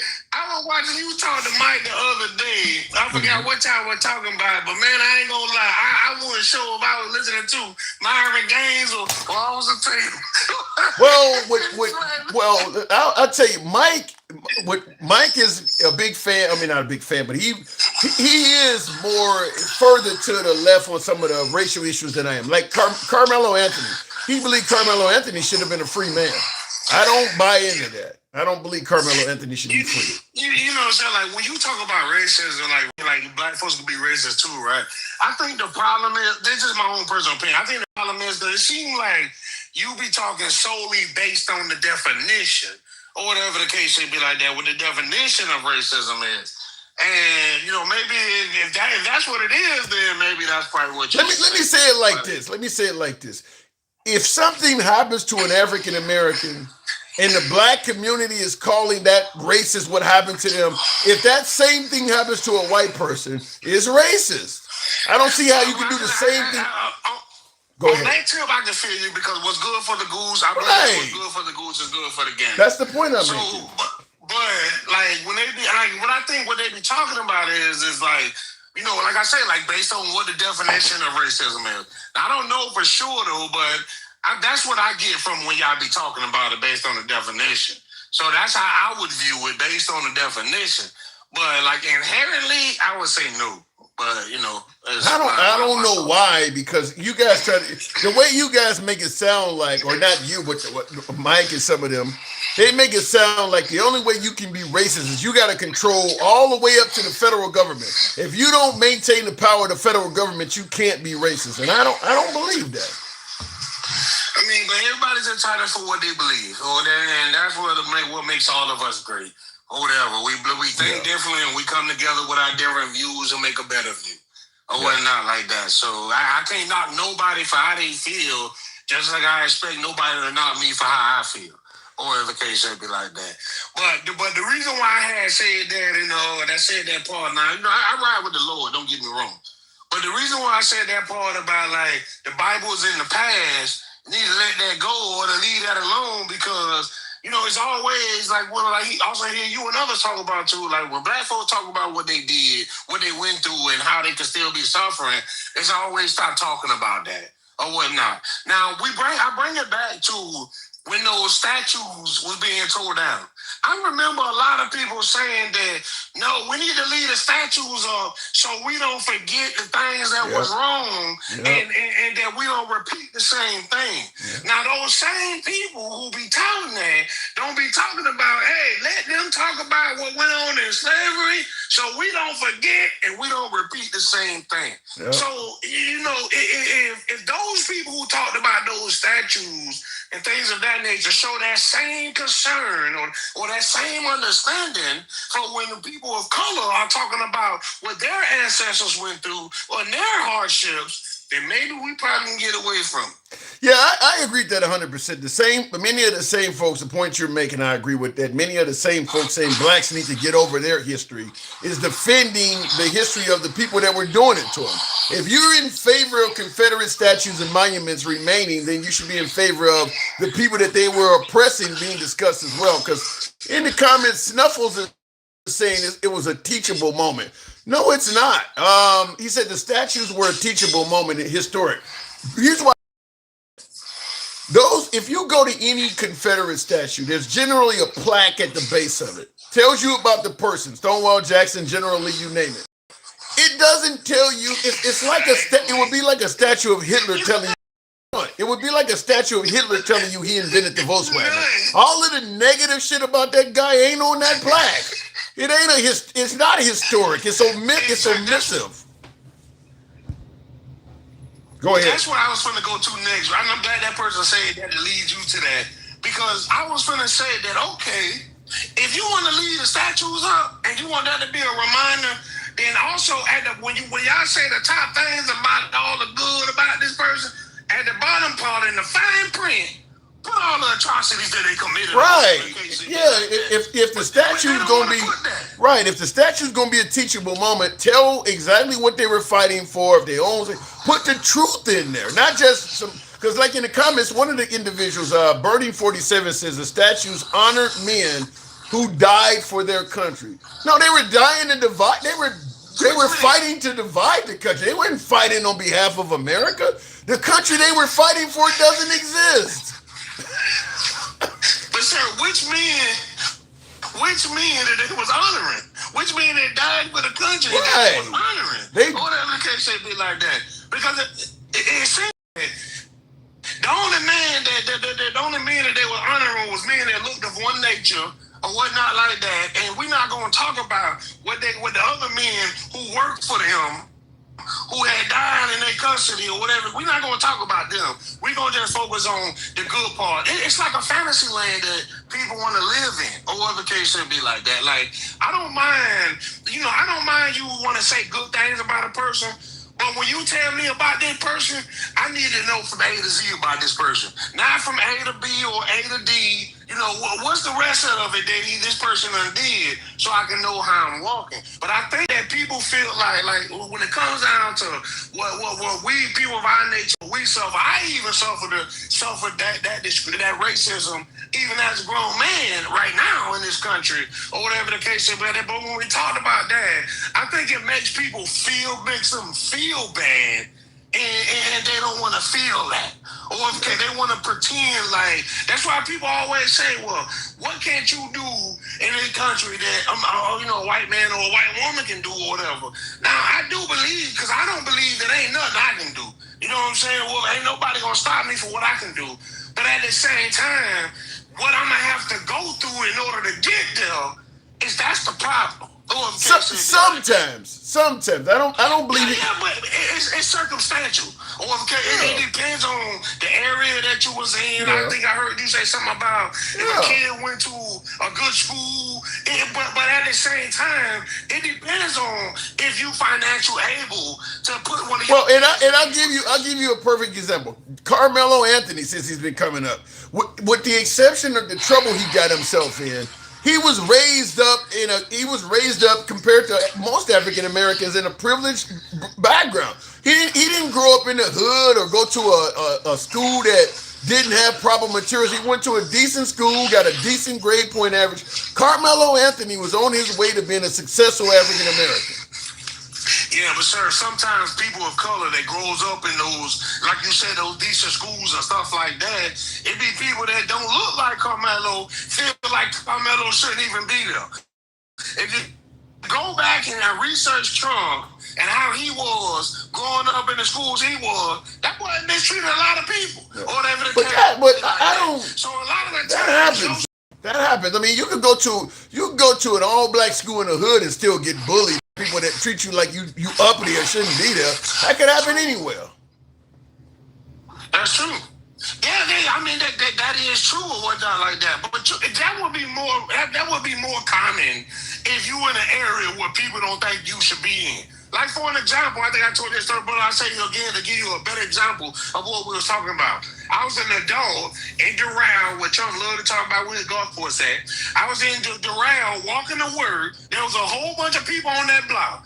The problem was it was only one person that looked like me, which was me. And as I'm walking up that street, them two detectives in that blue Lumina passed up everybody. And passed up everybody that was on that block and cut me out. And the first question he asked me was, "What you doing around here?" or if case should be like that. So I'm saying is there are certain instances that people that look like me can be in or whatnot like that, and we'll get the treatment that we wouldn't necessarily get if we was around people that look like us. I agree. I can only speak from my personal. Yeah, I agree. If you're in an all white neighborhood or uppity, you're in an upper middle class neighborhood as a black person, the cops are not your friend. I'm not going to pretend like that's not the case. But the point I want to make to you is hold on. The point I want to hang on a second. Hold on a second. The point I want to make to you is that can happen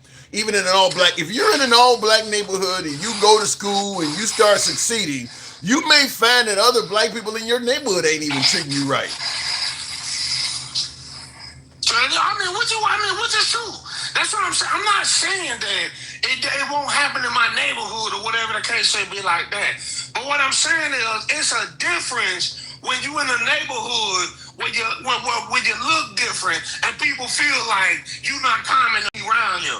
That's why I gave that instance about what the Pope did. The first thing they asked me, this was broad daylight. I wasn't even walking on the side of the houses. I was walking on the side where the brick wall was at, or whatever case it be like that. And the first question I'm asked is, what you doing around here? Yeah. Because when you in certain instance, we made to feel like you don't belong. Or if the case may be like that. That's why I make sure I said that. It was many people on that block walking and jogging, but one looked like me. Why the heck they passed all those other people up, but I was the one they needed to pull over and ask. Again, after they did what they did to me, they drove off from the block and left the area. What about the other people? I've had that happen a few times. Yeah, I mean, as bad as that is, at the end of the day, it does not alter your life, though. I mean, it's terrible. The cops are probably racist, but that ain't a hurdle to you succeeding, though.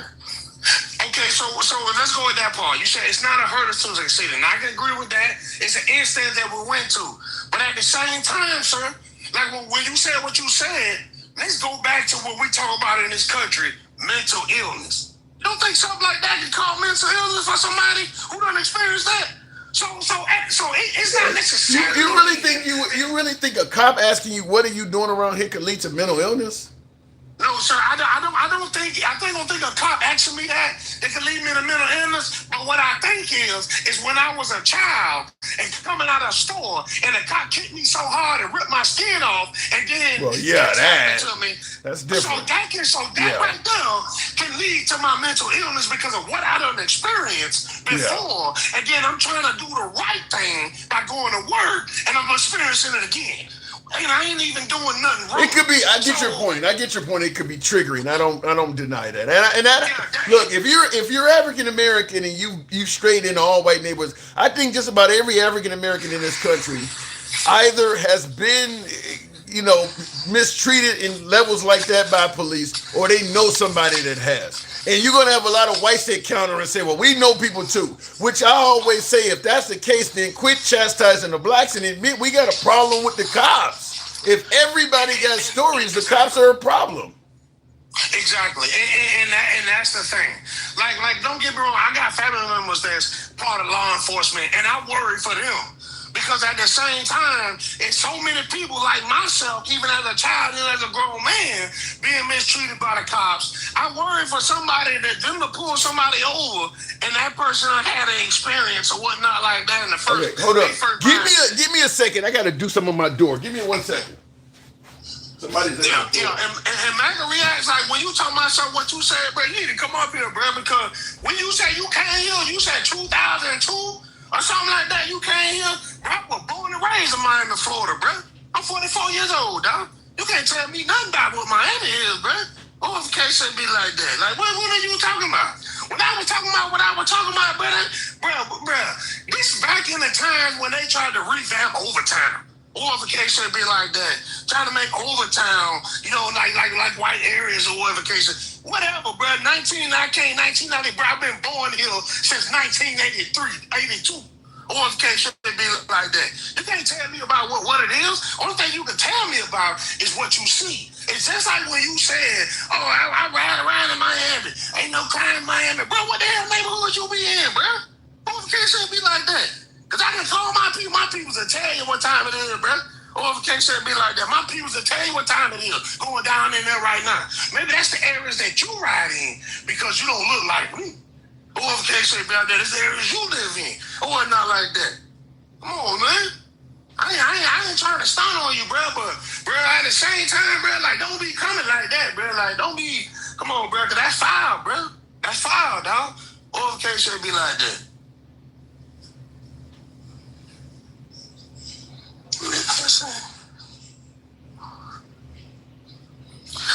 Yeah, we talking about Midtown over there on 36th Street when they built that whole plaza over there. Bro, I remember when they built that whole plaza over there, bro. I remember when they were trying to take everybody out of Old Town. Because when that Midtown was built, bro, Overcation be like that. They were trying to move everybody, all the black folks out of Old Town.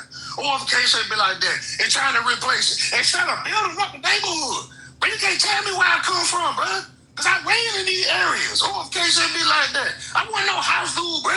I'm 44 years old. I jumped out the porch at 14, bro. Overcation be like that. What you talking about, bro? Come on, man.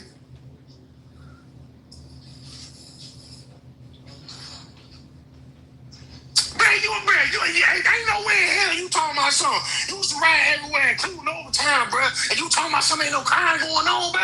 You running the show? Hey, man, you lying, bro. You running the show?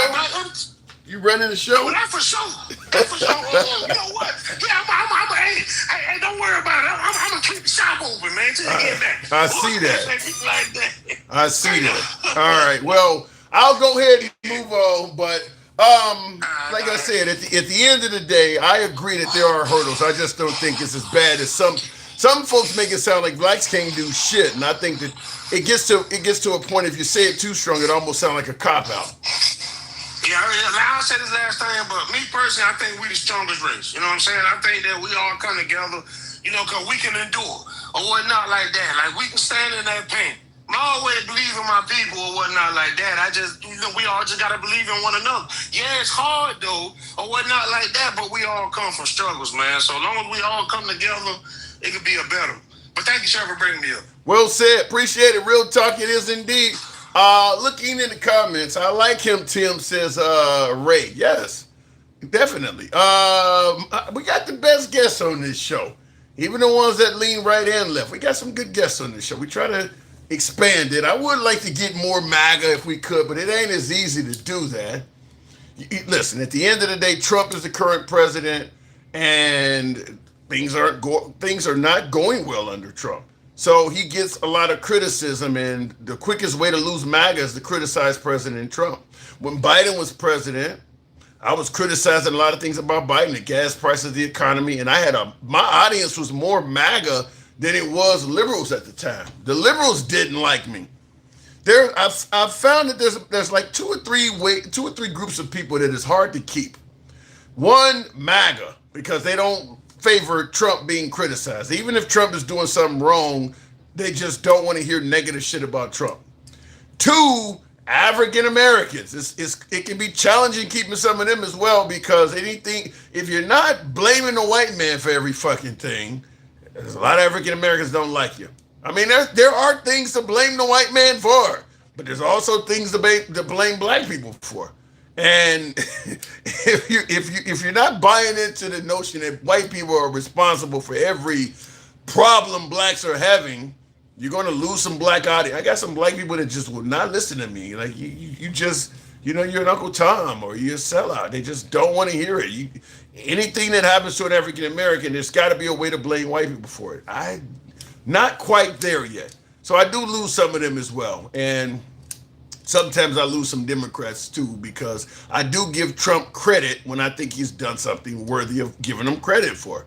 And there's some Democrats do not like hearing Trump receiving credit. Travelman, appreciate the hat and mustache. What did Obama do for you? Did the black community get better under Obama? The economy was really good under Obama, Leon Hudson. Not to mention Obama appointed and put a lot of black people in positions of power, federal judges and everything. So Obama did quite a bit, whether or not you want to give him credit for it. And if there's one thing he didn't do, he didn't go around saying all kinds of negative shit about African Americans. He didn't accuse them of eating cats and dogs and all kinds of crazy shit, saying their towns are shitholes and all of that. So, I mean, he didn't say stuff that just was designed to piss off African Americans, putting African American leaders on the internet as monkeys and shit. He didn't do all of that kind of stuff. So, go figure. Obama allowed most black babies to be aborted compared to Trump, just saying. That ain't a flex. If Trump is not in favor of giving that black baby health care, giving that black baby daycare assistance, giving that black baby any lunches in schools, like Charlie Kirk said, no free lunches. Okay, well, I made sure she couldn't abort you. Now get the fuck out of my face. That ain't a flex. I mean, there's a lot of things that Trump, you don't get credit for being pro-life if you don't give a shit about the kid after it's born. I don't see where Trump is doing anything in that area. Why do taxpayers have to for you fucking? Because you're forcing them to carry a baby to term. Because you're getting inside of their fucking uterus and telling them what to do. If you're going to tell her what she has to do with her body, then you should be on the hook for some of the cost of that shit. That's why. Leave them the fuck alone. If you ain't going to help, if the taxpayers ain't going to do shit, then the taxpayers shouldn't say shit. Get out of her life. Get out of their lives. The mom and the dad, if they come to that agreement. If you ain't gonna help, then back the fuck off. I'll give you a phrase you probably heard before. Stand back and stand by. Leave them alone. More black children are being born under Donald J. Trump than health care. And those black children are going to be born, and then you're going to soon be complaining about moms on welfare. That's what's going to happen. You're going to start having more children born, and the mom, because you're forcing women to carry babies to term. Some of them are financially destitute. They would have, a lot of women, when they terminate children, a lot of times it's due to financial reasons. So you're going to force her to have the baby, which she's telling you ahead of time she could not afford it. And your response is going to be, well, you should have kept your legs closed. You ain't doing shit for her. That ain't doing shit. And then if she puts the kid in foster care, now that kid goes to the foster care system where a lot of kids come out of that system fucked up. You ain't doing nothing for nobody by this shit. I don't see where you're getting any credit for doing anything special. I don't hate black people, but you're not going to blame me for the sins of others. What if they ain't religious? A sin differs depending on your religion. Why does what you refer to as a sin allow you to take control over what they can and can't do? Maybe what they're doing is not a sin to them. And it definitely ain't none of your business. Why don't you treat it like any other sin? Get on your knees and pray to God for forgiveness and leave them the fuck alone. White people destroyed Black Wall Street. True. I ain't going for that. I don't take shorts from no one. I ain't going for that. Shout out to Hall & Oates. Donald Trump is a pedo protector and rapist protector. I don't know if that, the Epstein files, I guess there is some validity there. How many kids do you know in the foster care system, and how many families do you know they are being handed? The foster care system is terrible. I know somebody who used to keep foster care children just for the government stipend every month. Foster care system is terrible. It is terrible in this country. In fact, many kids in the foster care system go from one foster care family to the next. It ain't like Mr. Drummond in Different Strokes or Webster. It ain't like that. You get in the foster care system and all of a sudden a wealthy family pick you up. That ain't how it normally works. A lot of these kids go from family to family until they're old enough to be emancipated out of the system. In many cases, they never really develop any bond with any of those families of any significance. In some cases, some of them end up getting violated by the families that are keeping them. The foster care system is not good. That is not good. I'm listening. I guess it's one step above being aborted, but it ain't great. That is not some great promotion where you would brag about. We say, what the fuck, Tim? Called a law and turned them in. This was years ago. I don't have any contact with them people anymore. But yeah, they used to keep foster care children. And they weren't doing a bad job though. I mean, they would let, have a couple girls come stay at their house, 6 months, a year or two. They get a monthly check for keeping them there. They weren't abusing the kids, but they would let the girls run the street. Some kids in foster care end up pregnant and shit because they're not getting very good parental guidance. I mean, it's not a good system. That's all I'm going to tell you. The foster care system is not a good system. It's not. So if you start forcing women to have babies that they don't want, and the argument is, well, you can put it up for foster care or put it up for adoption. That ain't, you could fuck up some kids' lives doing that. There are plenty of kids who tell you that was not a great time in their lives and are permanently scarred by that. Not to mention, some of them end up in prison because the guidance in that system is so poor. Love your neighbor as yourself. That would end racism overnight. It would end a lot of stuff overnight, but that's not America, unfortunately.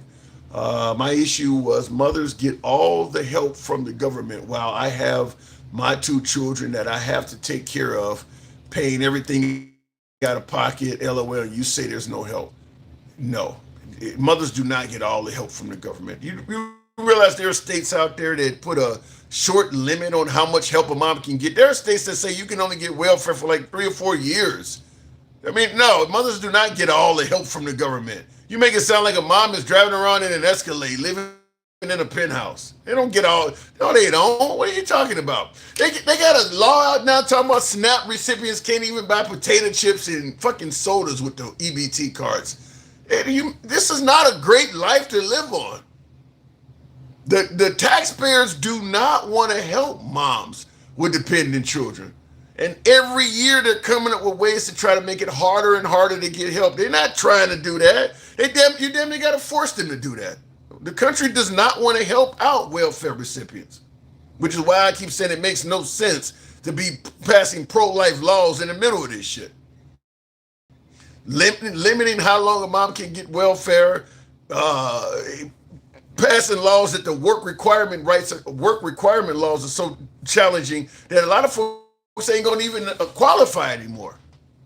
If the woman is saying I don't have enough money for this child and you're gonna force her to carry it anyway in that system, you could be creating a fucked up life for the kid. That's all I'm saying. The country does help out welfare recipients. They just don't want to do it for the next 80 years of that person. They don't want to do it at all, Mike. They don't want to do it at all. They got nothing to do for the next 80 years. They don't want to do it at all. Welfare isn't supposed to be a gravy train. No, it's not. But if a person knows they are not responsible enough to get a job and shit, and they're telling you, I don't make a good mother, and you making it clear, well, I don't want to take care of you, then don't force them to bring a child in the world. I just think it's a recipe for disaster. Then don't force them to do it. The country didn't spread her legs. I'm going to tell you the same thing you guys often told the anti-gun crowd. You can't legislate responsibility. You're not going to punish women that are promiscuous by forcing them to have kids. You're just going to end up creating a generation of a whole bunch of fucked up kids. There's going to come a time when folks who think just like you are in the future regretting your decision, because your decision is going to create probably more convicts, more people on welfare. I mean, because you're creating people that are not wanted. The mom is telling you ahead of time, I don't want to carry this child to term. And what do you think? If you force her, she's going to turn into mother of the year? Your thinking is going, like I said, is going to lead to future generations saying that was a bad idea. It'll happen. You may live to see it even. You may actually even live to see it. Put some of that black women abortion attention into convincing Karen and Becky to pick up their weight on increasing the white population. And I can tell you right off the bat, this whole notion that what Trump is doing or what the right is doing with anti-abortion stuff is saving black babies, I can guarantee you the right has no interest in creating more black kids. That is not what this is about. This sounds just like we're going into Venezuela to stop fentanyl, or we're going into Iran to save protesters. The right has no desire to create more black babies. So all this bullshit about you saving black babies, you can get the fuck out of here with that. That is not what you're trying to do. I mean, but it sounds funny. I mean, it's just like the fentanyl and saving Iranian protesters. That's what you were trying to do on that too. Okay.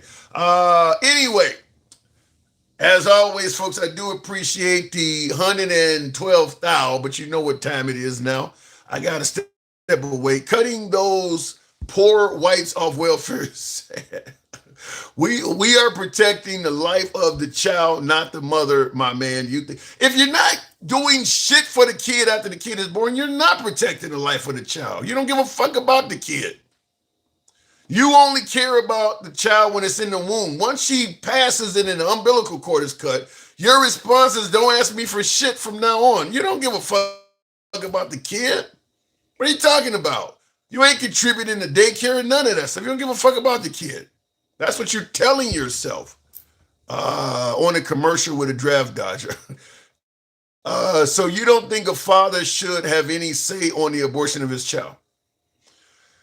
Yes, yeah, I do. But if the mom and the dad are agreeing to it, I absolutely don't think a stranger should have any say so in it. But here's the problem. There's no way to do all this pro-life shit without locking people up. Because for a mom to carry a baby to term, there's a lot required from that mother. If the mom says, okay, well, since you're pro-life, my baby's 2 months along, since you won't let me terminate it, make an appointment. I'm about to go to the hospital. Take it out of me. Take the 2-month-old out of me. You can do whatever you want. I'm not going to terminate it. Take it out of me. You can't do that because you need her for the next several months. You cannot do that. So the problem is you need her participation to meet your desire. And what will end up happening is if a mom wants to terminate a child, she finds alternative ways to do it. Now you're threatening to throw her in jail. That's why I don't believe in any of this shit where it's going to lead to more incarceration. I mean, let's say, for instance, a mom has she decides she want to go to an amusement park. Her boyfriend invited her there. And she's been dying to go to Disney World or something. Finds out she's 6 months pregnant or 6 weeks pregnant or something. And at 6 weeks, she doesn't want the child. She's not ready to have when she wants to get rid of it. You say, no, fuck that. I'm going to Disney World. Whoa, alter ego. Damn. Shout out to you. Thank you. So she decides I'm going to Disney World anyway. Her actions lead to her having a miscarriage. The right is going to want to hold her accountable for that. They're going to want to punish her for that. What you're going to start having is women who have miscarriages. The right are going to be saying, let's make sure her actions didn't cause the death of her unborn. And if they think it did, now this woman is being charged with a crime.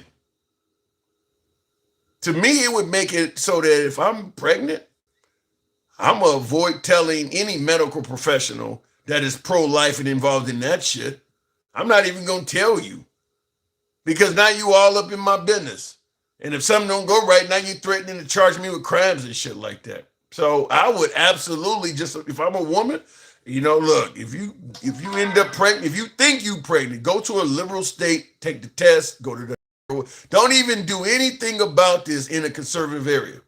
Because now they talking about tracking you to find out what happened and all that shit. And you could fuck around and end up in the justice system. So I wouldn't even pass the information on. If the woman has an abortion, the woman should be in jail until she gets the death penalty. Damn. Let me read that again. Damn. This is what I'm talking about, folks. This came from Uber Eats. You delivering people's food talking this shit? Uber Eats says if the woman has an abortion, the woman should be in jail until she gets the death penalty. Damn. Damn, that's all I can say. I don't have any other answer for that. You're just fear-mongering, Tim. Are you going to tell me I'm fear-mongering after I just read that fucking comment to you? You're just fear-mongering to make a legitimate argument for killing babies. You just heard that person. Now I'm fear-mongering, huh? Person about murdering moms. You think that person's the only person that agree with that too, by the way? That's one of the most extreme views I've ever heard. It is extreme, cowboy, but it ain't the first time I've heard it. I mean, in fact, there are actual politicians. We've played this on the show right after they overturned Roe v. Wade and was talking about this.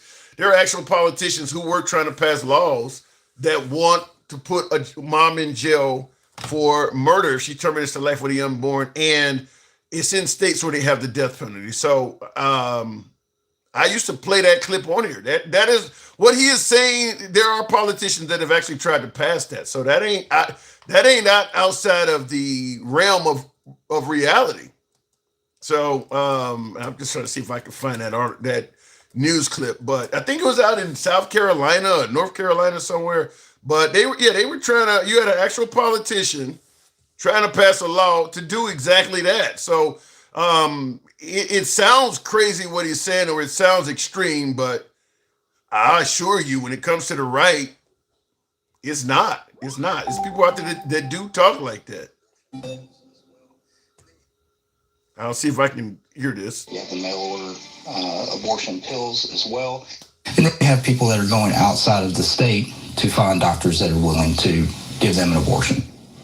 And now some lawmakers want to take another step that could severely punish women who have abortions. Thanks for joining us at 6. I'm Rory Johnston. And I'm Carrie Sharp. You just heard from Representative Jody Baird, who is deeply opposed to abortion. He feels like since Tennessee passed a ban on terminating pregnancies, too many people have gotten away with it using other methods. So he's filed a new bill to deter it, an amendment. And as Chris Davis discovered, it could even include the death penalty. They are focused on the wrong things, and we are focused on the right things. It doesn't happen very often. But I'm not even going to go into the women's opinion, but there you go. So there's the name of the politician. So yeah, there are politicians that really want to do that. So his opinion is extreme, but it's based on reality. There are members of the right that would like to kill a mom that does that. So and I don't think that this state is the only state that's done that, that's tried to do that. So go figure. Anyway, I got to step away. Appreciate you folks tuning in as usual. If you favor uncensored dialogue from all sides of the aisle, feel free to follow us if you're watching us on Instagram, TikTok, Substack, or Clapper. If you happen to be watching us on YouTube, give your boy a sub. We're here most weekdays. Do you know the names of these politicians that want to do? I just played it. He just mentioned the guy's name. So I just played the clip for you. It ain't hard to, by the way, this ain't hard to Google, because I'm sure it's more than just this one politician that has tried to pass a bill in this particular state. This is Tennessee. They tried to pass a bill that would make women eligible for the death penalty. I think the video I used to play was out of North or South Carolina. So it's happened in more than one state. So there you go.